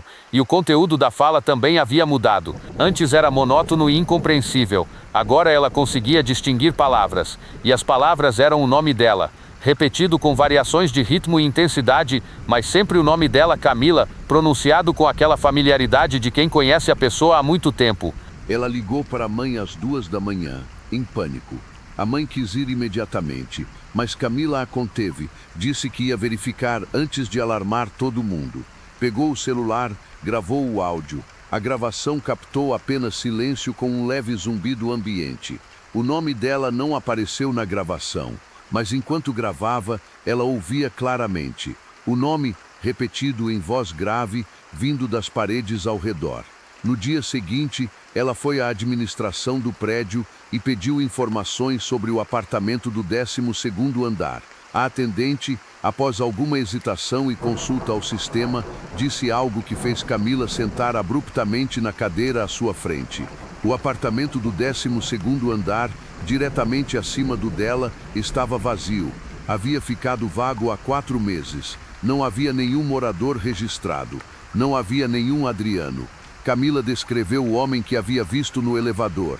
A atendente consultou as câmeras do prédio dos últimos dias a pedido de Camila. Elas passaram as gravações juntas por quase 1 hora. O homem alto com fones de ouvido não apareceu em nenhuma delas. Em nenhum momento, como se nunca tivesse existido. A administração do prédio abriu o apartamento do 12º andar com um técnico de manutenção para verificar se havia algum problema hidráulico ou de instalações que pudesse explicar os sons. O apartamento estava vazio, limpo, sem nada fora do lugar. O técnico percorreu todo o espaço e voltou dizendo que estava tudo normal. Mas quando Camila, que havia insistido em entrar junto com o técnico, chegou ao quarto do apartamento, o quarto exatamente acima do dela, ela parou na porta. No chão do quarto, escrito com o que parecia ser carvão ou alguma substância escura, havia 2 palavras, simples, diretas, sem nenhuma ornamentação. Eu ouço. A polícia foi chamada. Os escritos foram fotografados e depois limpos. Nenhuma impressão digital identificável foi encontrada além da equipe de manutenção. O apartamento foi novamente lacrado. A administração do prédio ofereceu a Camila a possibilidade de mudar para um apartamento em outro andar sem custo adicional de transferência. Ela aceitou imediatamente, mudando para o 5º andar. Por 3 semanas, silêncio total. Camila foi se acalmando, foi retomando a rotina, foi começando a acreditar que havia ficado para trás. Mas numa quinta-feira à noite, acordou às 3 da manhã com um som que reconheceu instantaneamente. A voz, grave e monótona, dizendo o nome dela, vindo do teto, do apartamento do 6º andar diretamente acima do dela. Do apartamento que, quando ela verificou com a administração no dia seguinte, estava completamente vazio desde que o prédio havia sido construído. Nunca habitado, sem nenhuma conexão elétrica ativa, sem nenhum acesso registrado em meses. Camila saiu do prédio naquela semana. Voltou para a casa dos pais em Recife. Quebrou o contrato de aluguel e absorveu a multa sem questionar. Ela me contou que não havia dormido uma noite completa nos 2 meses seguintes, porque toda vez que acordava no meio da noite no quarto da infância, na cama que conhecia desde criança, rodeada pelos pertences de uma vida inteira, ela ficava imóvel esperando ouvir a voz, esperando ouvir o nome dela na boca de algo que havia aprendido quem ela era de uma forma que ela não conseguia entender e que não queria entender. Ela me disse que o que mais a perturbava não era o medo, era a sensação de que aquela voz a conhecia de verdade, que havia algo naquele tom com que pronunciava o nome dela que soava diferente de uma ameaça. Soava como familiaridade, como se aquilo, seja lá o que fosse, sentisse que tinham algum tipo de relação. E essa possibilidade era mais aterrorizante do que qualquer ameaça direta poderia ser. Camila mora hoje com uma colega de faculdade, num apartamento no térreo de um prédio de 4 andares. Ela escolheu o térreo deliberadamente. Não quer nada acima dela. Não quer acordar no meio da noite com a incerteza sobre o que há no andar de cima. É uma solução imperfeita para algo que ela sabe que provavelmente não tem solução. Mas é o que ela tem. História 11. A fotógrafa e o campo de milho. Olá, caro visitante. Tem uma categoria específica de medo que é diferente de todos os outros. Não é o medo do que você vê. É o medo do que você percebe que deveria ter visto antes, mas não viu. É a descoberta retroativa de que o perigo estava mais próximo do que você imaginou. E por um tempo muito mais longo do que você gostaria de aceitar. Juliana tinha 33 anos e era fotógrafa profissional especializada em fotografia de paisagem e natureza. Ela tinha um trabalho freelance estável, com projetos para revistas de viagem e empresas de turismo, e costumava fazer expedições sozinha para locais remotos, o que para ela era tanto a parte mais prazerosa do trabalho, quanto a mais produtiva em termos de resultado. Ela havia percorrido regiões de Minas Gerais, do Pantanal, do Nordeste, sempre sozinha, sempre com seu equipamento e com a experiência de quem sabe se mover com segurança em ambientes desafiadores. A história que ela me contou aconteceu numa expedição ao interior do Mato Grosso, numa região de transição entre o Cerrado e as primeiras manchas de agropecuária intensa, onde grandes propriedades rurais se alternavam com remanescentes de vegetação nativa. Ela havia ido documentar um projeto de reflorestamento para uma ONG ambiental e o contrato previa 3 dias na região, fotografando as áreas reflorestadas e as paisagens ao redor. Ela ficou hospedada na sede da fazenda parceira do projeto, uma construção simples mas confortável, com o pessoal da propriedade morando em alojamentos separados. Na primeira noite, o gerente da fazenda, um homem chamado Ézio, lhe mostrou um mapa da propriedade e das áreas adjacentes, apontando os melhores locais para fotografar no amanhecer e no pôr do sol. Havia uma área que ele não apontou. Era uma extensão de campo de milho abandonado, visível do lado norte da propriedade, que pertencia a uma fazenda vizinha desativada. Ele mencionou o campo de milho apenas para dizer que ela devia evitar ir para aquela direção. Juliana perguntou o motivo. Ézio disse apenas que o terreno era irregular e que não havia valentia em se machucar num lugar onde ninguém ia notar imediatamente. Era uma explicação razoável e ela não pressionou. No segundo dia, ela saiu antes do amanhecer para fotografar o nascer do sol sobre as áreas reflorestadas. A luz estava excelente, aquela luz dourada de início de manhã que é a razão pela qual fotógrafos de paisagem abrem mão do sono com alegria. Ela trabalhou por 3 horas, muito satisfeita com o material. Quando o sol já estava mais alto e a luz menos interessante para o tipo de fotografia que fazia, ela começou a voltar em direção à sede. Foi então que ela viu o campo de milho do lado norte. Com a luz da manhã incidindo em ângulo baixo, o campo abandonado tinha uma qualidade visual absolutamente extraordinária. O milho seco, com as espigas velhas e os caulos finos e dourados, criava uma textura de profundidade e cor que ela raramente havia visto em campo. Era o tipo de imagem que aparecia em capas de revistas, era o tipo de imagem para a qual fotógrafos viajavam continentes. Ela entrou no campo. A intenção era passar apenas 20 minutos, tirar algumas fotos da borda e sair. O campo era vasto, com muito mais extensão do que parecia de fora, e a vegetação seca tinha quase 2 metros de altura, criando um labirinto de visibilidade zero. Ela entrou uns 50 metros pela borda, fotografou, e quando tentou sair pelo mesmo caminho que havia entrado, percebeu que havia se desorientado. Os caulos secos eram todos idênticos e criavam uma uniformidade visual que tornava impossível distinguir direção sem referências externas. Ela ficou parada por um momento, respirou fundo, usou o sol como referência de direção e começou a andar sistematicamente para leste, onde sabia que estava à borda da propriedade vizinha. Depois de uns 10 minutos de caminhada, ela ouviu um som que a fez parar completamente. Era um som de passos, pesados, lentos, vindo de algum ponto dentro do campo, não de fora, não de perto da borda. De dentro, não muito longe dela, mas impossível de localizar com precisão porque o campo atenuava e distribuía o som de forma desorientadora. Ela ficou imóvel. Os passos continuaram, pararam. Depois recomeçaram, desta vez num ritmo diferente, mais rápido, como se algo tivesse mudado de direção.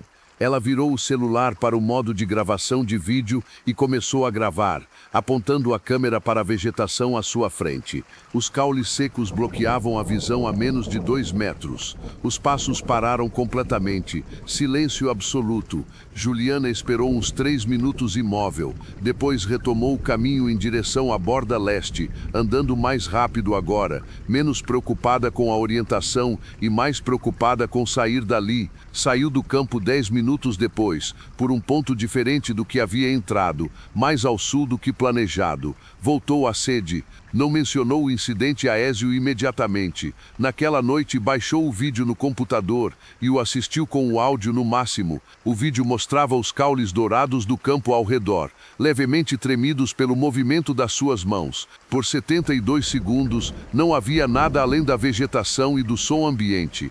E então, no segundo 73, havia algo. Na borda esquerda do quadro, entre 2 caules, havia um rosto, parcialmente visível, recortado pela vegetação, mas inconfundível. Um rosto humano, olhando diretamente para a câmera, com uma expressão absolutamente neutra que era em si mesma aterrorizante por ausência de emoção. O rosto ficou visível por 4 segundos e depois desapareceu quando a câmera se moveu levemente. Juliana foi até Ézio com o laptop aberto no vídeo. Ézio assistiu sem nenhuma expressão que ela conseguisse identificar como surpresa. Depois ficou em silêncio por um tempo. Depois disse que aquele campo de milho tinha uma história que ele não havia contado a ela porque não queria assustar e porque achava que ela não ia entrar no campo. Disse que o antigo proprietário da fazenda vizinha havia desaparecido 3 anos antes, que havia sido encontrado pelos funcionários da sua própria fazenda desorientado na estrada, incapaz de dizer onde havia estado por 2 dias, que havia sido internado num hospital em Cuiabá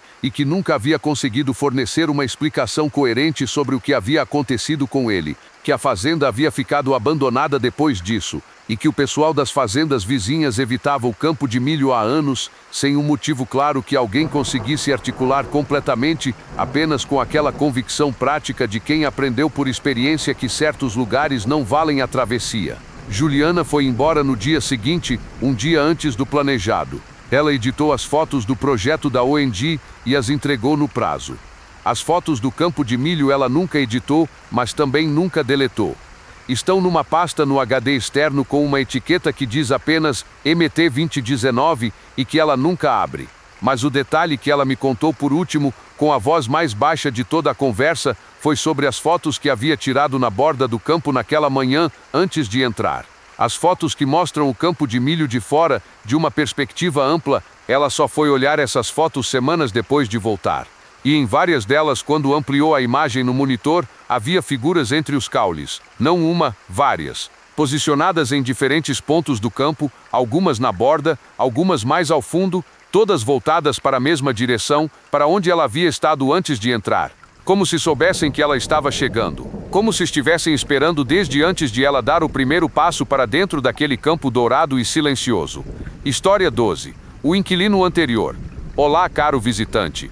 Quando nos mudamos para um lugar novo, é inevitável carregar a curiosidade sobre quem estava lá antes. Quem dormiu naquele quarto, quem cozinhou naquela cozinha, quem olhou por aquela janela durante anos. São perguntas que a gente faz com leveza, com aquela curiosidade saudável de quem está fazendo um novo lugar seu.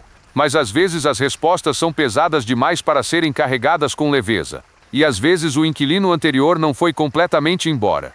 Roberto tinha 38 anos quando alugou o apartamento no bairro de Perdizes, em São Paulo. Era um apartamento de 2 quartos, bem localizado, com preço abaixo do mercado para aquela região, o que o corretor explicou rapidamente como resultado de o apartamento ter ficado vago por mais tempo do que o esperado devido à pandemia, que havia desacelerado o mercado de locações. Era uma explicação plausível e Roberto não questionou. Ele se mudou em março sozinho, recém-saído de um casamento de 12 anos. Era um recomeço complicado emocionalmente. O tipo de mudança que carrega dentro das caixas não apenas objetos, mas fragmentos de uma vida inteira que precisam ser reorganizados num espaço novo. Ele estava vulnerável, cansado, mas determinado a construir algo sólido a partir daquele apartamento. As primeiras semanas foram de adaptação normal. Roberto foi aprendendo os sons do prédio, identificando os passos dos vizinhos, o ritmo do elevador, as vibrações do encanamento. Era um apartamento antigo com a personalidade sonora que prédios antigos têm, cheio de estalos e rangidos que às vezes soavam como passos, mas não eram, e que foram se tornando familiares e até reconfortantes com o tempo. Foi na 5ª semana que ele encontrou o primeiro caderno. Estava no fundo de um armário embutido do quarto menor, num espaço entre a parede do fundo e uma prateleira. Não era visível de imediato. Era necessário se abaixar e olhar para dentro para perceber que havia algo lá. Era um caderno universitário comum, com a capa azul desgastada e as páginas amareladas e onduladas pelo tempo. Roberto o abriu.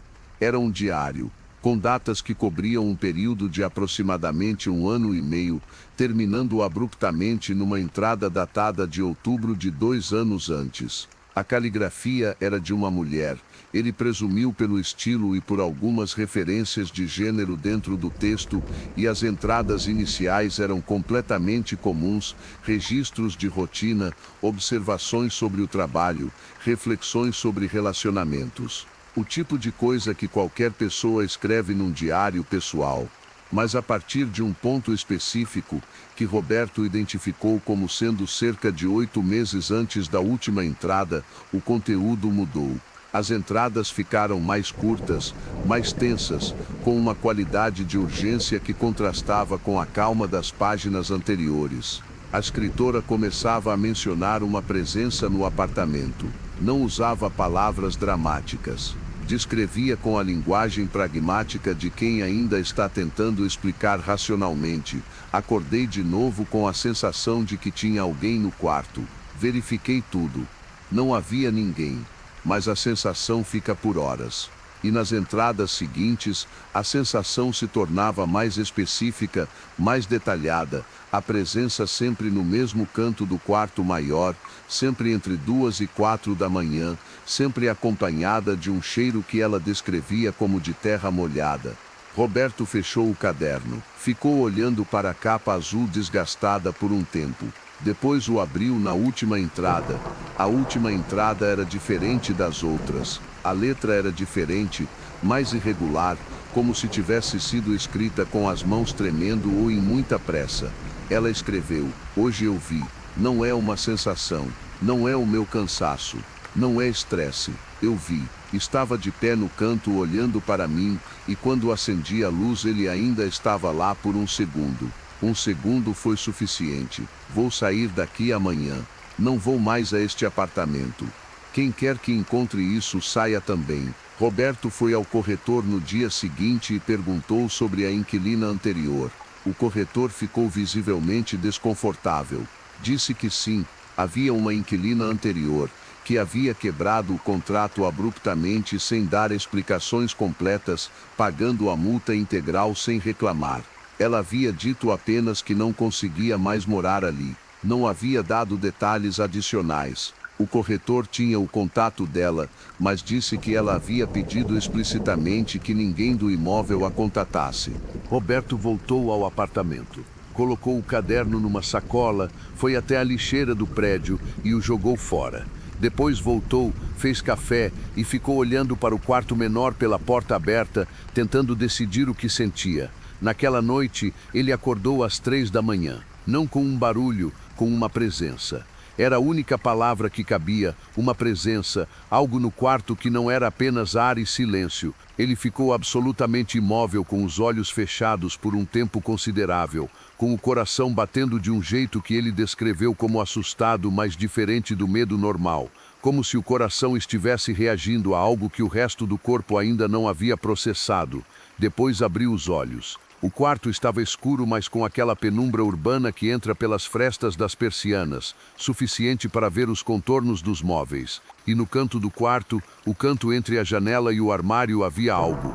Não era uma figura definida, era uma densidade, uma concentração de escuridão maior do que o resto do escuro do quarto, com uma forma que sugeria verticalidade, que sugeria altura, que sugeria uma presença com dimensões aproximadamente humanas, mas sem os detalhes que tornam uma figura humana reconhecível como tal. Roberto ficou olhando para aquilo por um tempo.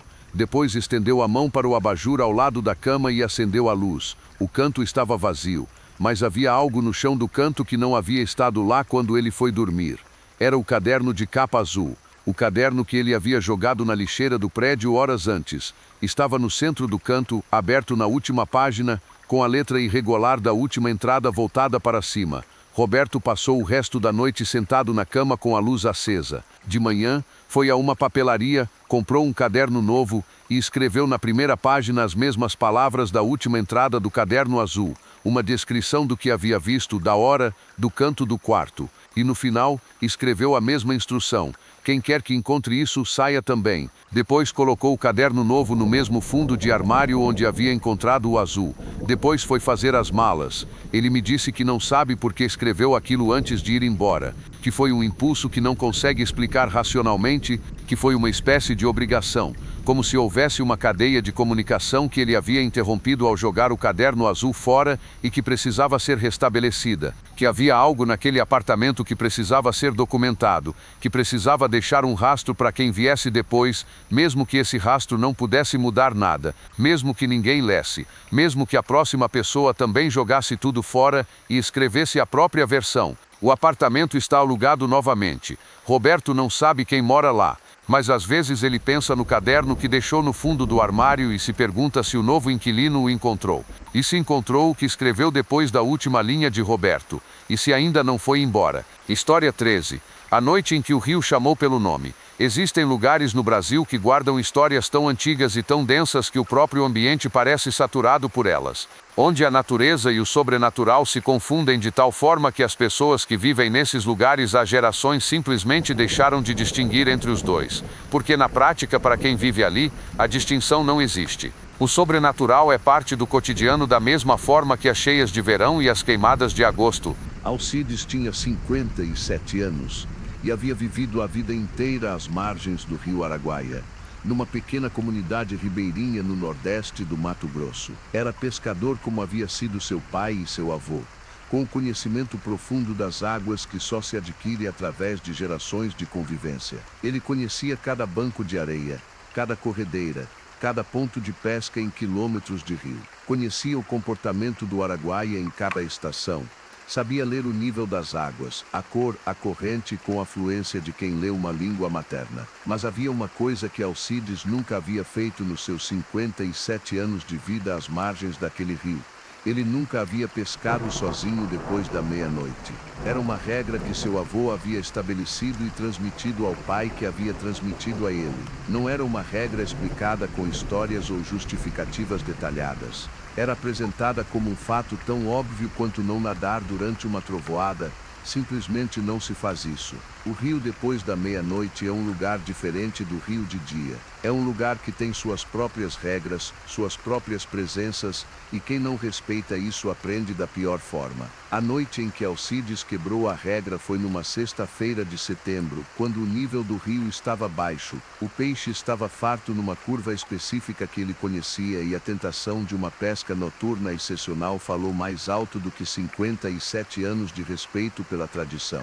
Ele saiu com o barco a motor às 11 da noite, dizendo à esposa que voltaria antes da 1. Ela o olhou de uma forma que ele descreve como a expressão de quem sabe que está vendo algo pela última vez, mas não consegue dizer em voz alta. A pescaria foi excelente nas primeiras horas. O trecho da curva estava exatamente como ele havia calculado, com o peixe se movendo em cardumes densos na água rasa e temperada da noite de setembro. Ele perdeu a noção do tempo com a eficiência da pesca e quando olhou o relógio eram quase 2 da manhã. Ele começou a organizar o material para voltar.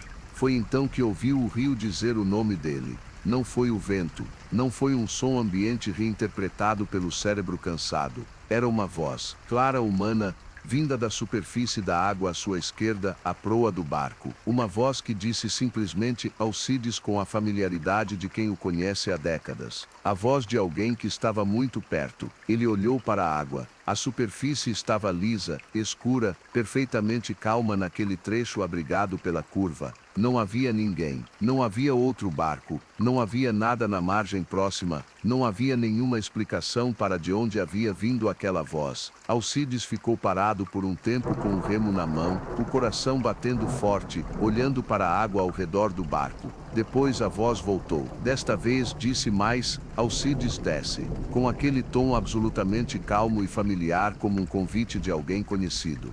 E então ele viu a mão, emergindo da água sem ondulação, sem perturbação da superfície, como se tivesse passado pela água, como se passaria pelo ar. Uma mão humana de tamanho normal, com dedos normais, mas de uma cor esbranquiçada que não era a palidez da pele, mas algo diferente. Aquela cor de coisa que esteve submersa por muito tempo. A mão estava estendida para cima, com a palma voltada para o barco, num gesto que poderia ser interpretado como pedido de ajuda ou como convite. Alcides me contou que a tentação foi real, que havia algo naquela voz que usava seu nome com aquela familiaridade. Algo que criava um impulso físico de se aproximar da borda, de estender a mão, de tocar aquela mão esbranquiçada que esperava na superfície da água. Era um impulso que ele comparou à vertigem que algumas pessoas sentem na beira de uma altura, aquele chamado irracional do vazio. E por um momento que ele estima em uns 3 ou 4 segundos, mas que sentiu como muito mais, ele ficou genuinamente indeciso. O que o deteve foi a memória do avô.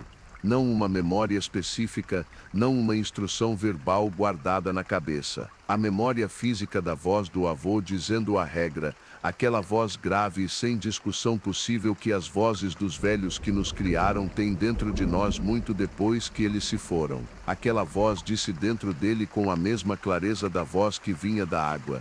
Não. Alcides ligou o motor, deu meia volta e foi em velocidade máxima até o porto de onde havia saído. Não olhou para trás, não parou até estar com os pés no barranco de terra da margem. Só então olhou para o rio. A superfície estava completamente calma. Nenhuma mão, nenhuma perturbação. O Araguaia na sua normalidade absoluta de madrugada de setembro.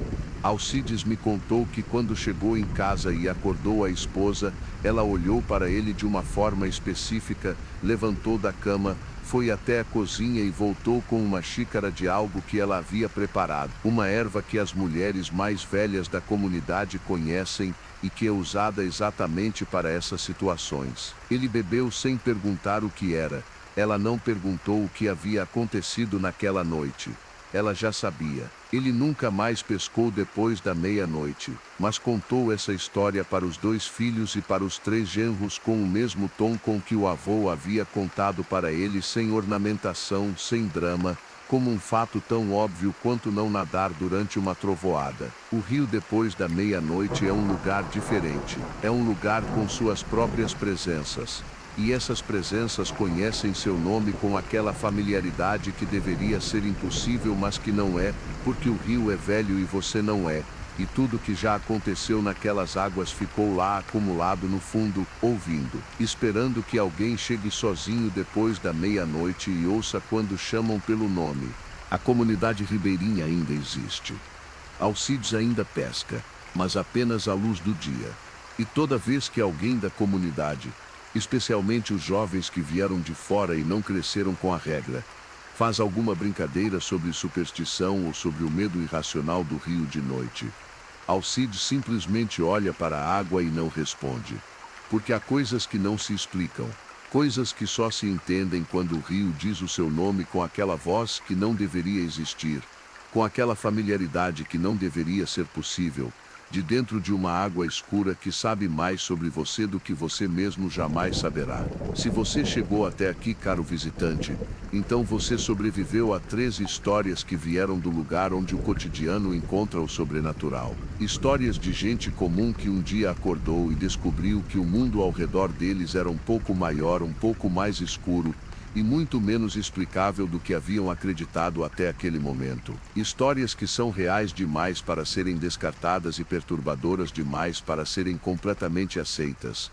E é exatamente nesse lugar desconfortável entre o real e o inexplicável que o canal Real Demais existe. Porque é lá que as histórias verdadeiras acontecem, não nos filmes, não nos livros de ficção. Na vida de pessoas como Mariana, como Paulo, como Cláudia, como Gabriel e como Alcides, que um dia se viram diante de algo que nenhuma lógica convencional conseguia acomodar e tiveram que decidir, com o coração acelerado e os joelhos moles, o que fazer com esse conhecimento impossível. Se essas histórias tocaram algo dentro de você, se fizeram o pelo do seu braço se arrepiar ou te fizeram olhar 2 vezes para o canto do quarto antes de apagar a luz, então você já sabe o que fazer. Deixa o seu like aqui, que isso ajuda demais o canal a chegar em mais pessoas que precisam ouvir o que o cotidiano tem a dizer quando ninguém está prestando atenção. Se inscreve no canal e ativa o sininho porque tem muito mais por vir e você não vai querer perder nenhuma história. E se quiser continuar agora mesmo, o próximo vídeo está esperando por você na tela com histórias que vão fazer essa sessão parecer um aquecimento. Eu sou o apresentador do Real Demais, e até a próxima vez, cuide-se bem. E se acordar no meio da noite com a sensação de que tem algo no canto do quarto, acende a luz antes de olhar. Só um conselho de quem ouviu histórias demais para dar o benefício da dúvida ao escuro. Até a próxima, caro visitante.